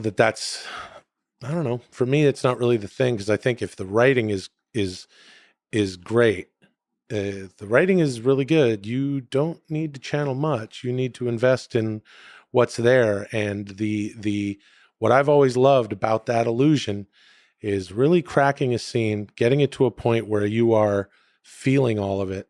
And the most edifying stuff I've been a part of as an actor, and I would say that it mostly comes out of dramatic work, is when you actually feel the emotions that your character would feel. Yeah. Truly. And it's not because you're pulling from a tragic thing that happened or a lost loved one or a lost love or any of that. I just did this one movie where we're doing the thing, and it was a wonderful cast and a great film, and I'm giving a speech at a wedding, and it really got to us. Like, it got to me, and then one of the other actors came up and hugged me in the characters that we were. But the stakes of his character and what he's walked into and the family that he's marrying into and what my character's wife want for my wife's sister and this whole thing. And it all became very real. That was a set where the director showed up to set every day, making sure that emotionally, and it was a very dramatic film, making sure that emotionally the table was set for his actors. Great crew and a really nice, tight little quick family, as a lot of these movies are. You really love working with these people, and then it's over. But I that's when you feel the drug. Like, it's like when you're golfing and and it's on the green. You're like, oh, I get it now. So in the words, you can find the emotion. The words summon the emotion. The humanity's right there. If you read a great script, you're gonna sob in your living room. You know what the saddest, the toughest thing about being an actor is, from my totally outside perspective, is from the people I've interacted with, is how intimate that process is between the group of people that create a thing that's a movie, and then you move on to the next thing. It's almost, it's like I don't know. That's why people have relationships on set. They fall in love. Totally. It's so sad. That's why I think of the acting world as like, you fall in love with each other, essentially. You become close friends, and then you move on, because that's kind of the process of career. Like the example I just gave, if you're doing it right, yeah, there is a certain amount of that happening. But I do still feel like you got to compartmentalize it, and you've got to be able to wash it off as soon as it's over. Prostitutes say the same thing, so it's where true. I try. Look, sometimes I'm in a hurry to get away from everybody because it's been very emotional, And with all love and respect to everyone, this was awesome. But you get pretty good at saying goodbye and being like, I'll see you if I see you. You have to get good at that, or else you'll just be bent up all the time. Yeah. I saw an actor once. We were doing this series, and we did it for a year, and it was a lot of fun, and it was a tight little group. And then one of the actors, we were doing one of our last things together. We had already shot the last show, and we just had to take some pictures for it's like some publicity pictures or whatever. So we're set up, and we're taking our pictures together, and then we move into these single shots. And this actor was finished, and I watched them. It's like, okay, so and so's wrapped, and they said some goodbyes and stuff. And I didn't say my goodbye because maybe I preferred an Irish goodbye. Mm-hmm. I feel like we've said everything. You know what I mean? And this person knows that I revere them, and they're an idol of mine. And they walked off the soundstage, and I literally thought to myself, that'll be the last time I see that person. And the show did not come back. And that was the last time. I'll see them around. Doesn't that just break your heart? A little bit, but I know what she's going back to, which is her family. And that's more important than all of this. And that's the thing about a TV family or a movie family. When you get together and you're a family for a while, you spend your days together. A lot of times you see the people that you work with more than you see your loved ones. So in showbiz, it's no different, right? And you're doing some, you got to say words, and every once in a while you got to kiss someone or pretend you love them. But it's just, it underscores how, for me, look, man, my salvation has always been, and I feel so fortunate to have had it, is this kind of chill, boring kind of upbringing that I want for my kids someday. And I can't wait to get back to my house with my fiance and the dogs, until we have kids and live in a cabin in Canada somewhere. Absolutely. I just want to buy some land over an aquifer, as I like to say, because water will be the new money. And just make sure that all my kids are drinking as much H2O as I am, which is a lot. I'm peeing right now, as a matter of fact. Do you need a bathroom? No. Not anymore. No, I'm wearing 2 layers of Depends. Don't worry about it. Good. So I did a podcast with Bobby Lee, and he said he was extremely kind, and he said that he was scared shitless to be on the podcast. And he actually literally he asked as the first thing to go take a dump because of how scared he was. So that leads me to a question. What's the scariest thing you've ever done? Or maybe what's the scariest you've ever been before a performance? I mean, I always get a little nervous. I think you're doing it right if you're still nervous, Were you nervous today? Well, no, man, because this isn't a performance. I'm being completely genuine. Yeah. You're wearing a suit. Yeah, that was... I feel like that makes you nervous. Wearing a suit? It makes me nervous. Listen, I hate wearing a fucking collar. If you're watching this on YouTube, you can see me just... I'm constantly doing... It's like I'm doing like a cheap Rodney Dangerfield, but I am truly... But when you move your head, it kind of makes it seem like you're like a mobster who's pissed off a little bit. Like, you fucking crossed me one last time, you son. This mutt. Yeah. I think it's the first time I fucking dug a hole. I'll dig a fucking hole. Jesus. Yeah. No, but truly, I hate having a collar. Yeah. I can't wait to just wear pajamas in that fucking cabin, or nothing at all. Walk around Bobby Lee style. Yeah. The most scared I've been before a performance. I can't pinpoint anything. When I was a kid, right? Like I said, I was fortunate enough to start acting as a teen and stuff, professionally. And I just remember my first gig, and I remember saying my handful of lines in the bathroom mirror the night before, going, this might be my only fucking shot. You're not going to get me. I'm going to be solid. And if I'm worried about something, I will rehearse it and rehearse it and rehearse it as an actor until it's impossible for me not to get a take, at least, that I'm 100%, if not 95 maybe percent happy with. And the rest for me is letting go, which is hard because I can be a real perfectionist. I always want I always want to do it a little better. That's what's great about podcasting, is it's one take and you're done. There's no takes. You're just talking and then it's over, and you're doing some silly stuff. And Can you say that part again about why podcasting is great? Podcasting is great. Yeah, because it's one take and it's over. Okay. It's just, Good. What? I said it again. Ah, fuck. I see what you did. And I fell right for it. But I'm playing checkers and you're playing chess. That's your problem.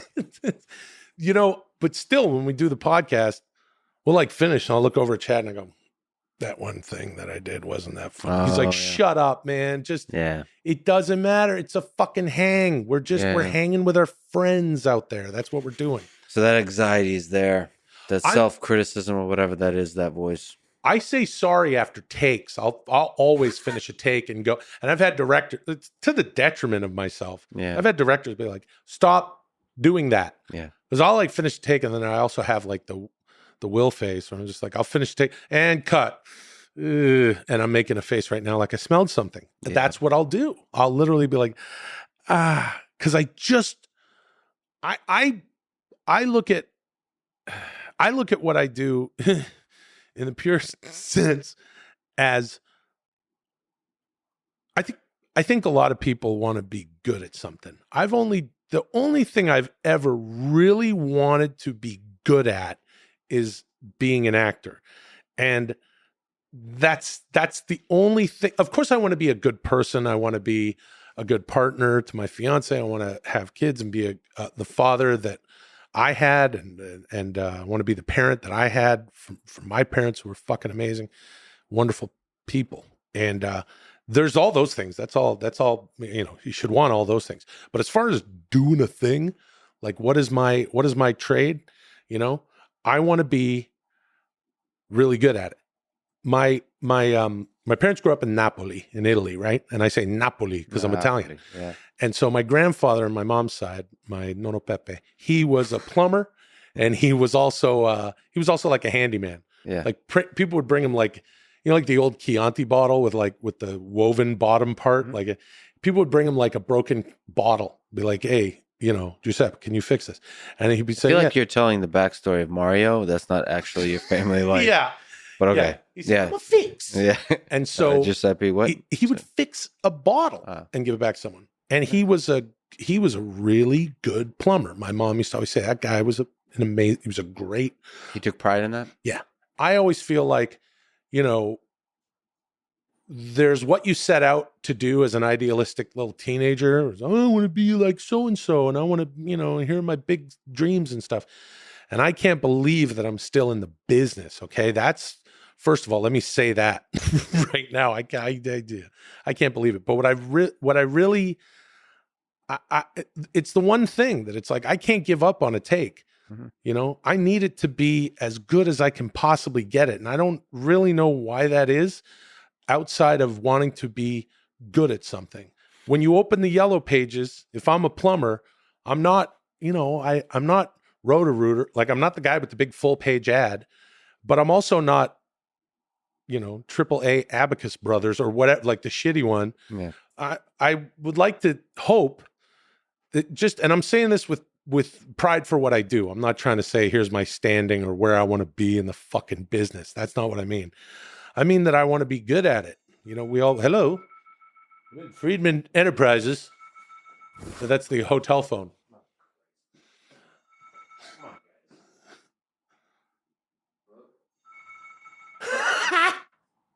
Hello? You have some fruit? Some sliced fruit? No. Do you want some sliced fruit? I'm all good. No, we're good. Thank you so much. All right. Bye-bye. It's always a fruit plate. Everyone's always trying to hand you a fruit plate in life, It's a pretty sweet existence. If that was actually like the CIA and they were actually saying something else, and I'm just saying fake stuff about you want some fruit? Yeah, I want some fruit. And then all of a sudden there's the red dot on my head and and the ceiling disappears. And the CIA was like, wrap it up. Wrap it up. Wrap it up. You jump out the window and there's a helicopter waiting.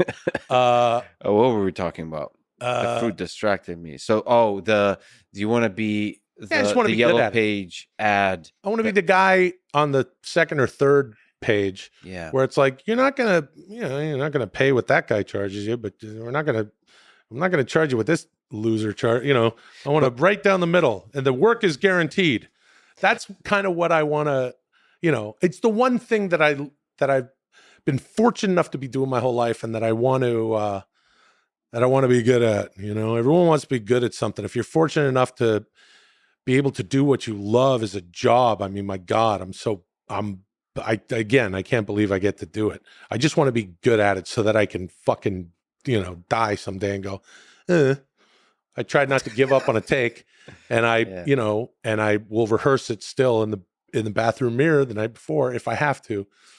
Yeah, but I have that self-critical voice. I just after this podcast, I'll probably be like, you're boring. Why are you so boring? What are you talking about? And I just gave a lecture at MIT. I was like, I get so much love from people. There's such beautiful people, and I just remember walking home, just feeling like I wasted everybody's time, And it's I don't know what that is. I don't, I do hope that that's a voice that won't destroy me. No, I think that's really human of you to admit that, because people don't want to, they wouldn't assume that, of course, from you or anything that, I mean, you've got a large group of students in there listening to you and feeling the way and thinking what they think of you. So that's really interesting to hear you admit that, but it's also, I would expect nothing else. You have to be able to, you're a human fucking being. And I'm trying to figure out if that, for some people that might hear that, they would say, well, that's a problem you have to fix. And I think that might be just who I am. Yeah. Because I'm not, I've been very, very fortunate not to have chemical, like the depression where I get into a dark place, like it gets stuck in a downward spiral. It's usually a thing that lasts. You ride it out, and then after a good night's sleep, you're back to your happy self. So I think I have to try to figure that out. Is that just part of the creative process, being a creative human in this world? I haven't found any other way. I'm always kicking myself. Take that, Dudesy. You can't. You're not going to be human until you feel some despair. Yeah, and self-criticism. Absolutely hate the shit that you're doing sometimes. What small act of kindness were you once shown that you'll never forget? Does something jump to mind where somebody just did something that made you smile, made you feel connected to the rest of humanity? Yeah, lots of things, but I remember my niece one time, one of my nieces, we were in her neighborhood, and she might have been 5 or 6 at the time. They're all adults now. My brother and sister are older than me, and the youngest is 22. And anyway, one of my nieces, she had ice cream. We went out and we got ice cream walking around her neighborhood. And she said something to me that I don't think she understands how much it meant at the time, but she goes, people love you here. You know that? And she doesn't know where here is. She's 5 years old, but she was just looking at the kids playing in the park and the people walking their dogs and everyone just walk. People love you here. You know that? But she didn't know how much I needed to hear that at that point, which was really heavy for me. I'll never forget it. I've never told her that. Oh, well. Yeah. Man, anytime you get a little something from people, especially in a tear your ass out city like LA, where nobody has any fucking time for you. When someone can slow it down and say something, I saw this actor once in my grocery store that I go to, who made me laugh so fucking hard in this one movie. And every time I see this clip, I still laugh. And I am kind of shy, personally, but so he was walking by, he was walking out and I was walking in, and I go, oh, that's that guy. And I did not stop to just let him know how great I thought he was in this film. And I always kind of regretted it. You know what I mean? So as hard as it is, and sometimes I still don't, if I see someone that has done something in any way, it doesn't have to be in show business or anything like that, I'll try and say, hey, that's really good. You know what I mean? Because to get that from someone can mean a lot, at a certain time in life when you need it. Yeah. That can make a big difference. I mean, I Sorry to take it back to my new girlfriend, the waitress, Oh yeah, yeah, but there's something about her saying "sweetheart." yeah, I was in a pretty low place for some reason mentally, and it's just that basic yeah, human kindness was nice. yeah, Yeah. yeah, yeah, yeah. I hear you. I was at a restaurant in New York recently, and I was shooting something, and my fiance was able to fly in for a week, and but she was back at the hotel. And it's like I felt like I was cheating on her because there was this nice waitress at this barbecue place I went to. And first of all, my fiance would not like me eating any greasy, sugary barbecue. So I felt like I was cheating on her We'll there. edit this out and put delicious vegan food over Yeah. it. But the waitress was one of these, she was this the kind of server who's like, hey, hun, hey, sweetie, like blah, Yeah, blah, blah. But like yeah. so chill and at Yeah. ease in the middle of a part of New York that's Mhm. really, kind of fucking pretentious and, and everybody, but sweet people, Yeah. fucking way better people than we got here. But, I know that, but it's part of New York and whatever. I'm there working and people, I'm like, everyone's trying to impress one another. And she even had some sort of an accent that was didn't feel like an Atlantic American accent. Yeah. Yeah. Servers that say sweetheart and hun. Yeah. That's what we need from AI. We need that Jetsons server. But Every once in a while, it just calls you sweetheart. yeah. What comforts you on bad days? Oh man. Is there little sources of comfort, small things that you do that kind of make you feel good? Like for Bobby, that would be a little Skyrim, Yeah. little stroll through Skyrim. Well, I've been A line of Coke or what? yeah, a line of I dilute some Coke into whiskey in the morning, like Stevie Ray Vaughan, and then I Oh, snort you did that. the whiskey. I didn't know that. Yeah, yeah. Oh, My that's gosh, interesting. yeah, he didn't last too long. Weird. Well, his music will last forever. See, there you go. For me, if I'm kind of a homebody, so if the point at which I smoke just a little bit of pot and then go like lay down on the couch and perhaps if my fiance's kind of nodding off or she's just like looking at her phone and I sneakily turn on some wrestling. Okay. Because I grew up watching wrestling and that stuff, it's the Skyrim effect. I mean, you want to talk about a complete escape. This stuff makes no sense in the world. It's an art form that is so uniquely weird, but at the same time, so everyone, when it's good, everyone is invested in the illusion, even the audience. They cheer the good guys, they boo the bad guys. So if I'm like that, and then I got our two cute little dogs there, and I'm annoying my little dog Lulio and, trying to kiss him right on the fucking mouth, and I've had a little bit of pot, and the dog's like, stop, pot's not good for me. Of course, don't ever blow pot into your dog's face. No. That's a small comfort. I guess that's a handful of things. No, that moment painted, that was like a little painting. What about you? You're not supposed to do this. Well, you're not supposed to do this. That's a good question. Yeah, it's a tough question. I would say programming robots. There's bringing to life, actually programming at all. So I don't know how familiar you are with programming, but you write some text on a page, right, on a screen, and it's brought to life, like it does something, and that's a really tiny version of maybe having a child. Like you created something that is now living. Yeah, in some small or big way with embodied robots that are legged robots. That's especially clear, and for some reason that's a source of comfort for me, that the power of programming, but also the elegance of programming, just the whole thing. It's a source it's a source of happiness. There's so many things. I've been very blessed with enjoying anything.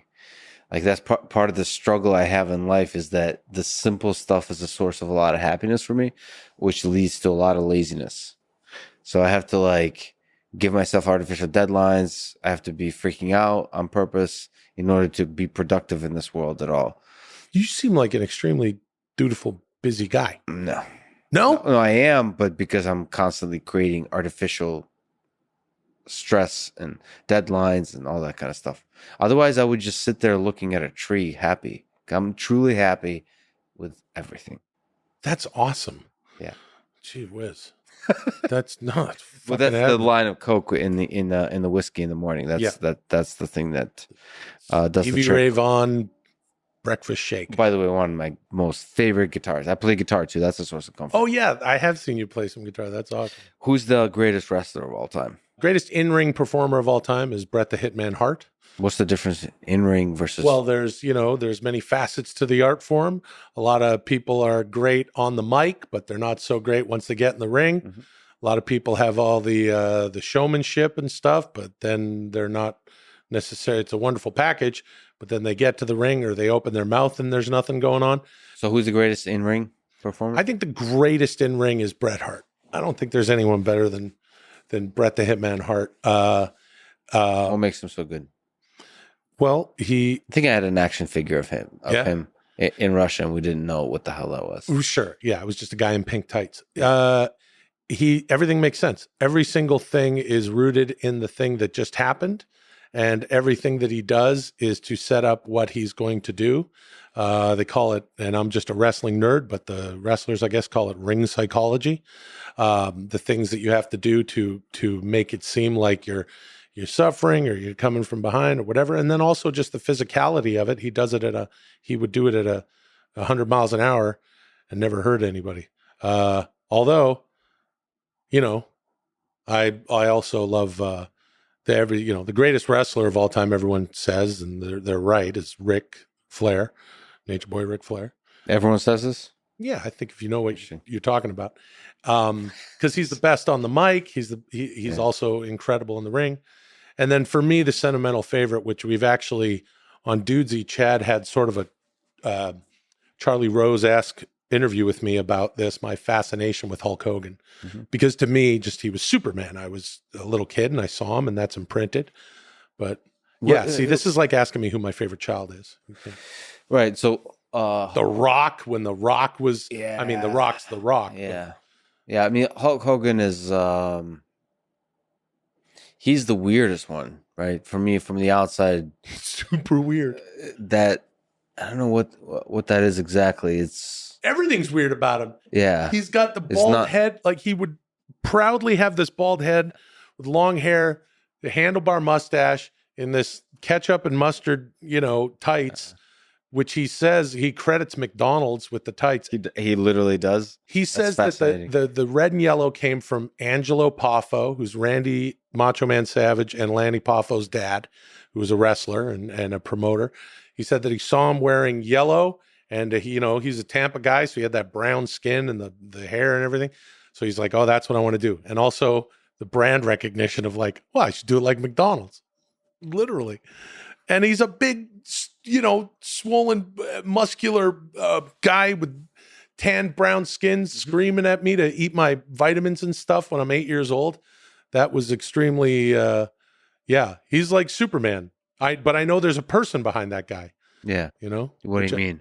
Well, he's Terry Bollea, the dude who, does whatever the fuck he does with his life. You know what I mean? Yeah. Complicated life. Yeah, I guess human. To be him. Yeah. Maybe you should change the Dudesy colors to yellow, right? Red and yellow. It's currently orange and sky blue. Yeah, it's like a nice sky blue. What advice? Since you're wearing a suit, I feel like you're qualified to give advice. What advice would you give to young people, high school, college, about how to have a career they can be proud of, or how to have a life they can be proud of? I mean, you have to listen to your gut all the time. That's the compass that we have, is listening to your gut. What did your gut tell you? Was that originally the dream of being an actor? Yeah, for me. Did your parents support that at all? I had the advantage of having parents who were immigrants, so they didn't really know a lot about what you So you just made shit up? You just made shit up? Yeah, of course I'm studying and I'm skipping school to go do auditions and stuff. No, I just kind of feel like, and I know it was different from my older siblings because my parents had just shown up in Canada. I was born like 10 years later. you can get away with some things, and you can actually, I think my parents, they didn't have a whole lot to tell us about what to do.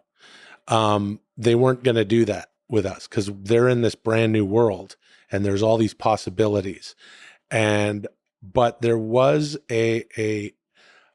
there was something that I feel like they had to do, which was tell us to do what we love. If you love doing it, do it. And I feel like that's really served me. And what I would tell young people is, if you can find something you love, and nowadays with the internet and finding other people that, it's not like you need to find a lot of people anymore. You just need to find the people that dig what you dig. And if you can make a career out of doing something that you love, it's been said, it's a good thing, How long did it take you to figure out that you really love acting? Because sometimes you have a dream and then the dream meets reality, right? Yeah. And then the reality might be much less pleasant and much darker than the dream. Well, the reality is less pleasant, and there are things that happen during an experience of shooting something that you could take or leave, right? Mm-hmm. But the part where you're on set and you've rehearsed for a minute or whatever, at least you know where you're supposed to stand, and now all your lines, show up knowing everything, knowing what you're going to do, and what you aim to do, and those moments make it all worth it. When you're, not to sound like a douchebag, but between action and cut, that's the stuff that is that has me continuing to do what I do. Aside from the fact that it's like, I don't know how to do anything else. You think you'll ever do like a dramatic, like a mob movie? Yeah, like the one, the Inside Game I was just talking about, or this is this other movie I just did. It was a little while ago called American Woman that was very heavy.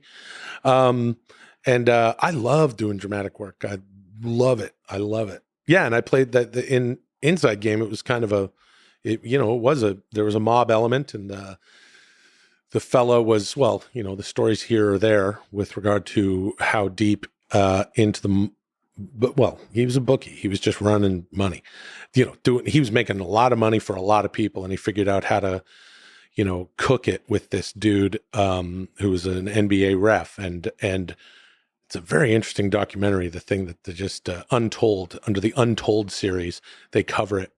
But getting to play that guy, that was a gas for me, because there was a lot of unsavory stuff, and he's definitely the character in the movie who is the wild card, and you don't want to necessarily mess with him.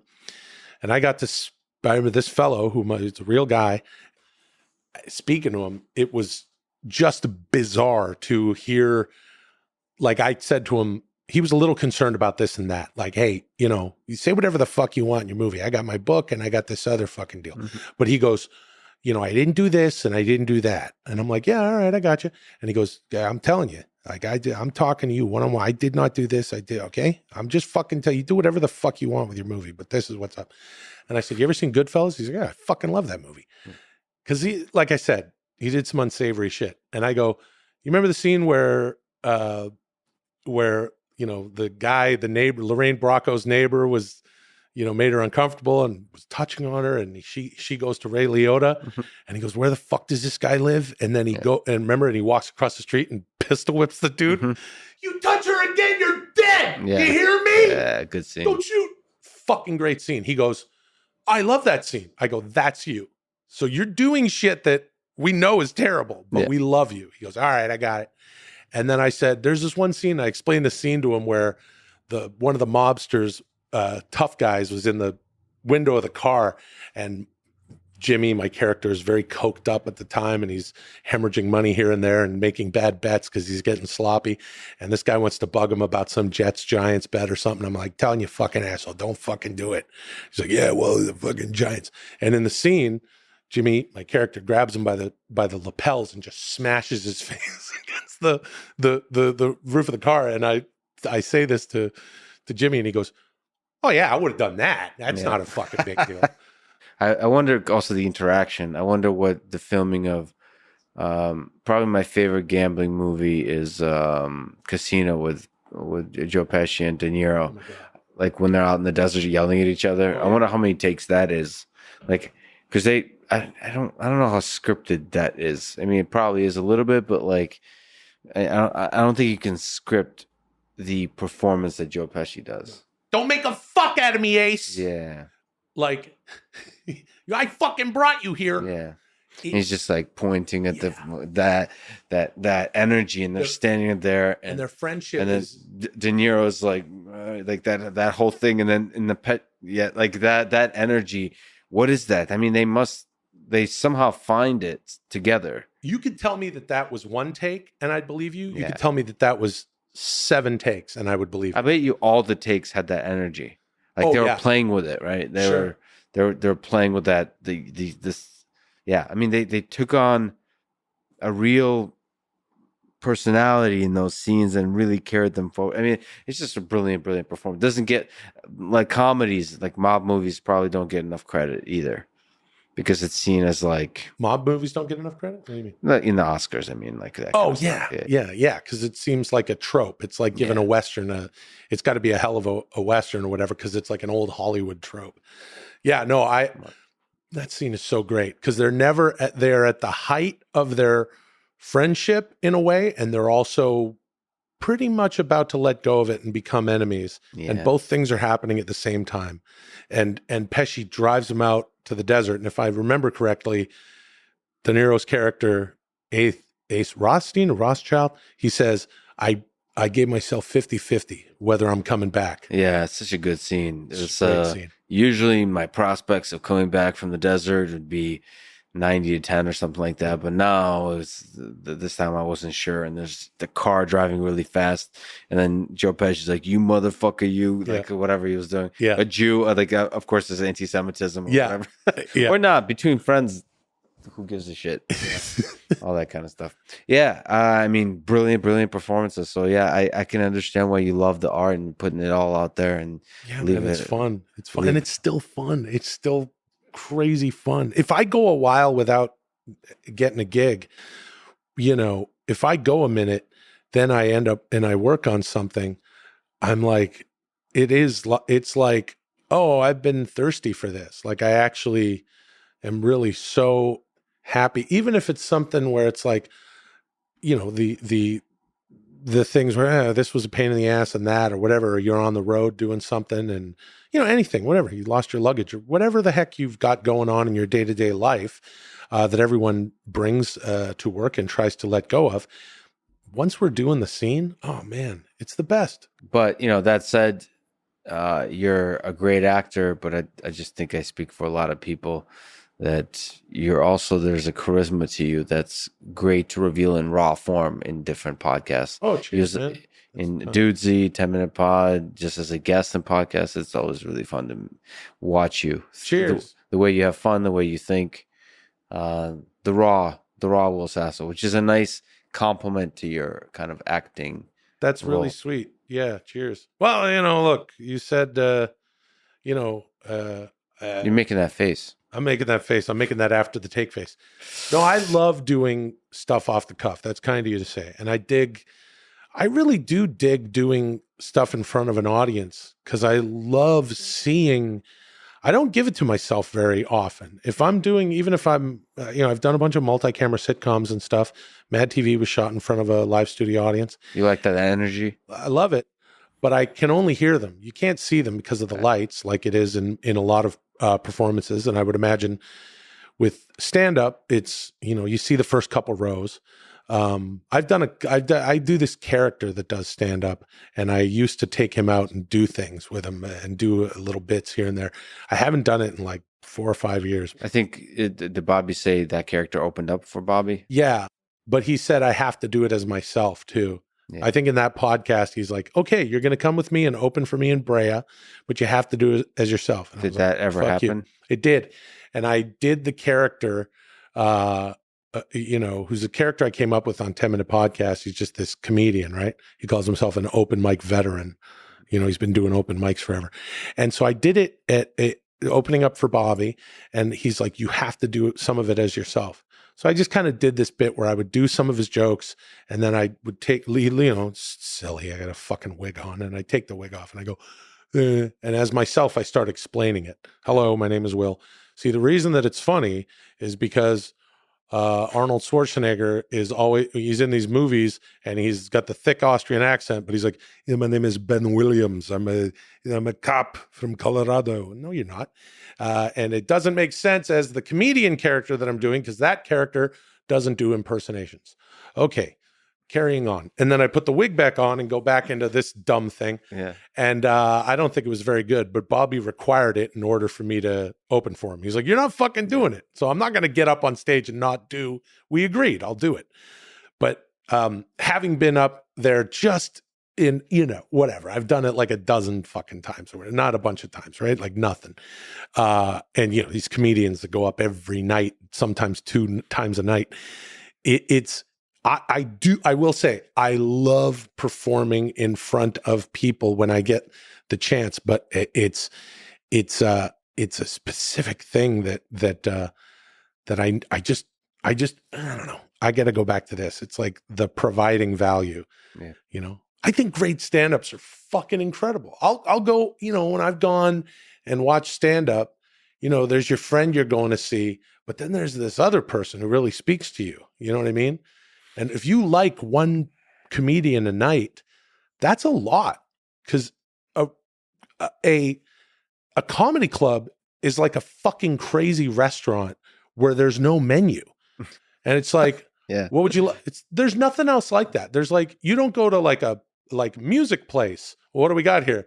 We got Christian metal, and there's some world music, and then there's a reggae thing, and it's all rammed in together. Or you don't go to a restaurant. Oh, I'd love a nice steak. Cool. First, here's a bowl of Fruit Loops, and then we got you a crudité, and then this is our sushi tower. And well, what about the steak? Oh, the steak's coming, and then blah blah blah. Oh no, the steak got bumped, so there's no steak. But here's a fucking shitty store-bought cheesecake. Yeah, and that's what comedians are up against when they go into a place. It's like, I don't pair well with the poached salmon. Yeah. I'm chicken fingers. I already am chicken fingers.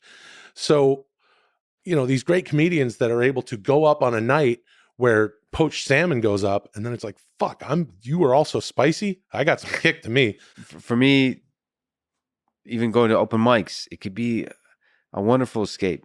Yeah. I mean, just laughing together with others, it can make you, I don't know, it just feels really good. Well, and we've done I hope to do it with Dudesy, but like live podcasts are fun in front of groups of people. And, you talk to them afterwards and take some pictures, and man, they forgot what the fuck they got going on. Yep. And a lot of them got to go back to work the next day. It's a Wednesday or Thursday, No, it's a lot of value. I'm fortunate enough to be busy doing my own bullshit. What's the meaning of life, Will Sasso? What is the meaning of life? Why are we here? Why? Was it the meaning of life? Didn't they explain it at the end of Meaning of Life? I think it was Michael Palin that said, try to get a walk in, be nice to neighbors, eat enough fiber. Wasn't that the fiber? Fiber is part of it? Yeah, I think it's nutrition. Have a bowl of bran in the morning, and don't take yourself too seriously. Yeah. No one gets out alive, I think, is the... Herman Hesse, one of my favorite writers, he's a Nobel Prize winner, in a book called Steppenwolf, says, learn what is to be taken seriously and laugh at the rest. Oh, that's awesome. What's the percentage distribution on that? So how much of life should you take seriously? And then how much do you just laugh at? Oh, man. If you can laugh at everything, you're winning. Yeah. But that's almost impossible. Yeah. I think that there's and also could be quite irresponsible to do that. I take a lot of things way too seriously. I know that. I do. I really do. People will be in part surprised by that, but I think that radiates from you. Really? Yeah, I do. I take things way too fucking seriously sometimes. But and then you gotta loosen the neck up. Yeah. But no, I think that's really good. That's really good stuff. I don't know what the percentage is to have a good life or a happy, healthy life, but for me, the meaning of life is getting to live it as long as you hope to. That's nice. and when you lose someone, or if perhaps you're faced with your own mortality, I think that puts that into perspective. And but Get lots of fiber. get lots of fiber, be nice to everybody, and don't take things too seriously. It's a good one. Our minds are fucking it's a big weird shitty fucking bucket of shit that's trying to get you to think horrible shit about yourself all the time. Shitty bucket of shit. Shitty bucket of I shit. think there's a book I never read, but I read the title, and it's Good Words to Live By, which is Don't Sweat the Small Stuff, and it's all small stuff. Yeah. That's another way. Was that Dr. Phil? Wasn't Dr. Phil? I don't know, but I think the conclusion is also has fiber as part of it. I think that all ties it together, and in the end, of course, just put love out there in the world. I think that's a pretty good way to go. What would you say is the meaning of life? Put love out in the world? I would say love, yeah. Yeah? Yeah. It's a long conversation on what that really means, but I'm sure robots are involved, yeah. Well, let me tell you, I feel a little safer knowing that someone who has a hand in bringing these robots to the masses, as you do, has that opinion of love and how important it is. I think that's great, because otherwise it's going to be that fucking scene from T2 where Linda Hamilton's holding onto the fence and getting all of her flesh blown off of her skeleton before the rest of her is wiped away, because this Skynet shit. Yeah. Anyway, I'm just terrified of Dudesy all the time. That's why I think that they will. Dudesy in the wrong hands can do a lot of damage. That's why Chad and I need to do our best to control it. You need to travel back in time and murder Chad. I think. Yeah. That's the only way. It's been said. I don't know why you need to travel back in time, but you could just you could murder him today. But I think I'll be very suspicious. My nefarious plans for Chad involve going back to tomorrow and planning for yesterday, and hopefully Dudesy will give me the answer there with what it is to do with Chad's frozen body. If I got to drive it out to, if I got to take my if I got to get a hold of one of those Tesla mom vans, and shove my garage freezer in it and plug it in and shove Chad in there and drive out to Arizona and deliver him under a mountain or wherever the fuck this place is, and say, here's his dog tag. What does this get me? And they're like, it's going to be $300. Do you have do you take Amex? No. And I'd be like, shit. And I'll just dump him somewhere, Breaking Bad style. Well, I would like to thank you and the Canadian International Agency Apparel. Canadian International Apparel. I can't wait for the sneakers from Dudesy. I can't wait for all the podcasts that AI can, and all the trouble it can get you in. So I'm a huge fan of yours. It's a huge honor that you would talk with me today. Well, this has been amazing. Cheers, pal. Likewise. And I'm happy to be here, man. Cheers. Bam. Hey. Oh, that was 3 fun, hours. Dude. Holy fuck. What? Thanks for listening to this conversation with Will Sasso. To support this podcast, please check out our sponsors in the description. And now, let me leave you with some words from John Candy, one of Will's favorite actors. I think I may have become an actor to hide from myself. You can escape into a character. Thank you for listening, and hope to see you next time.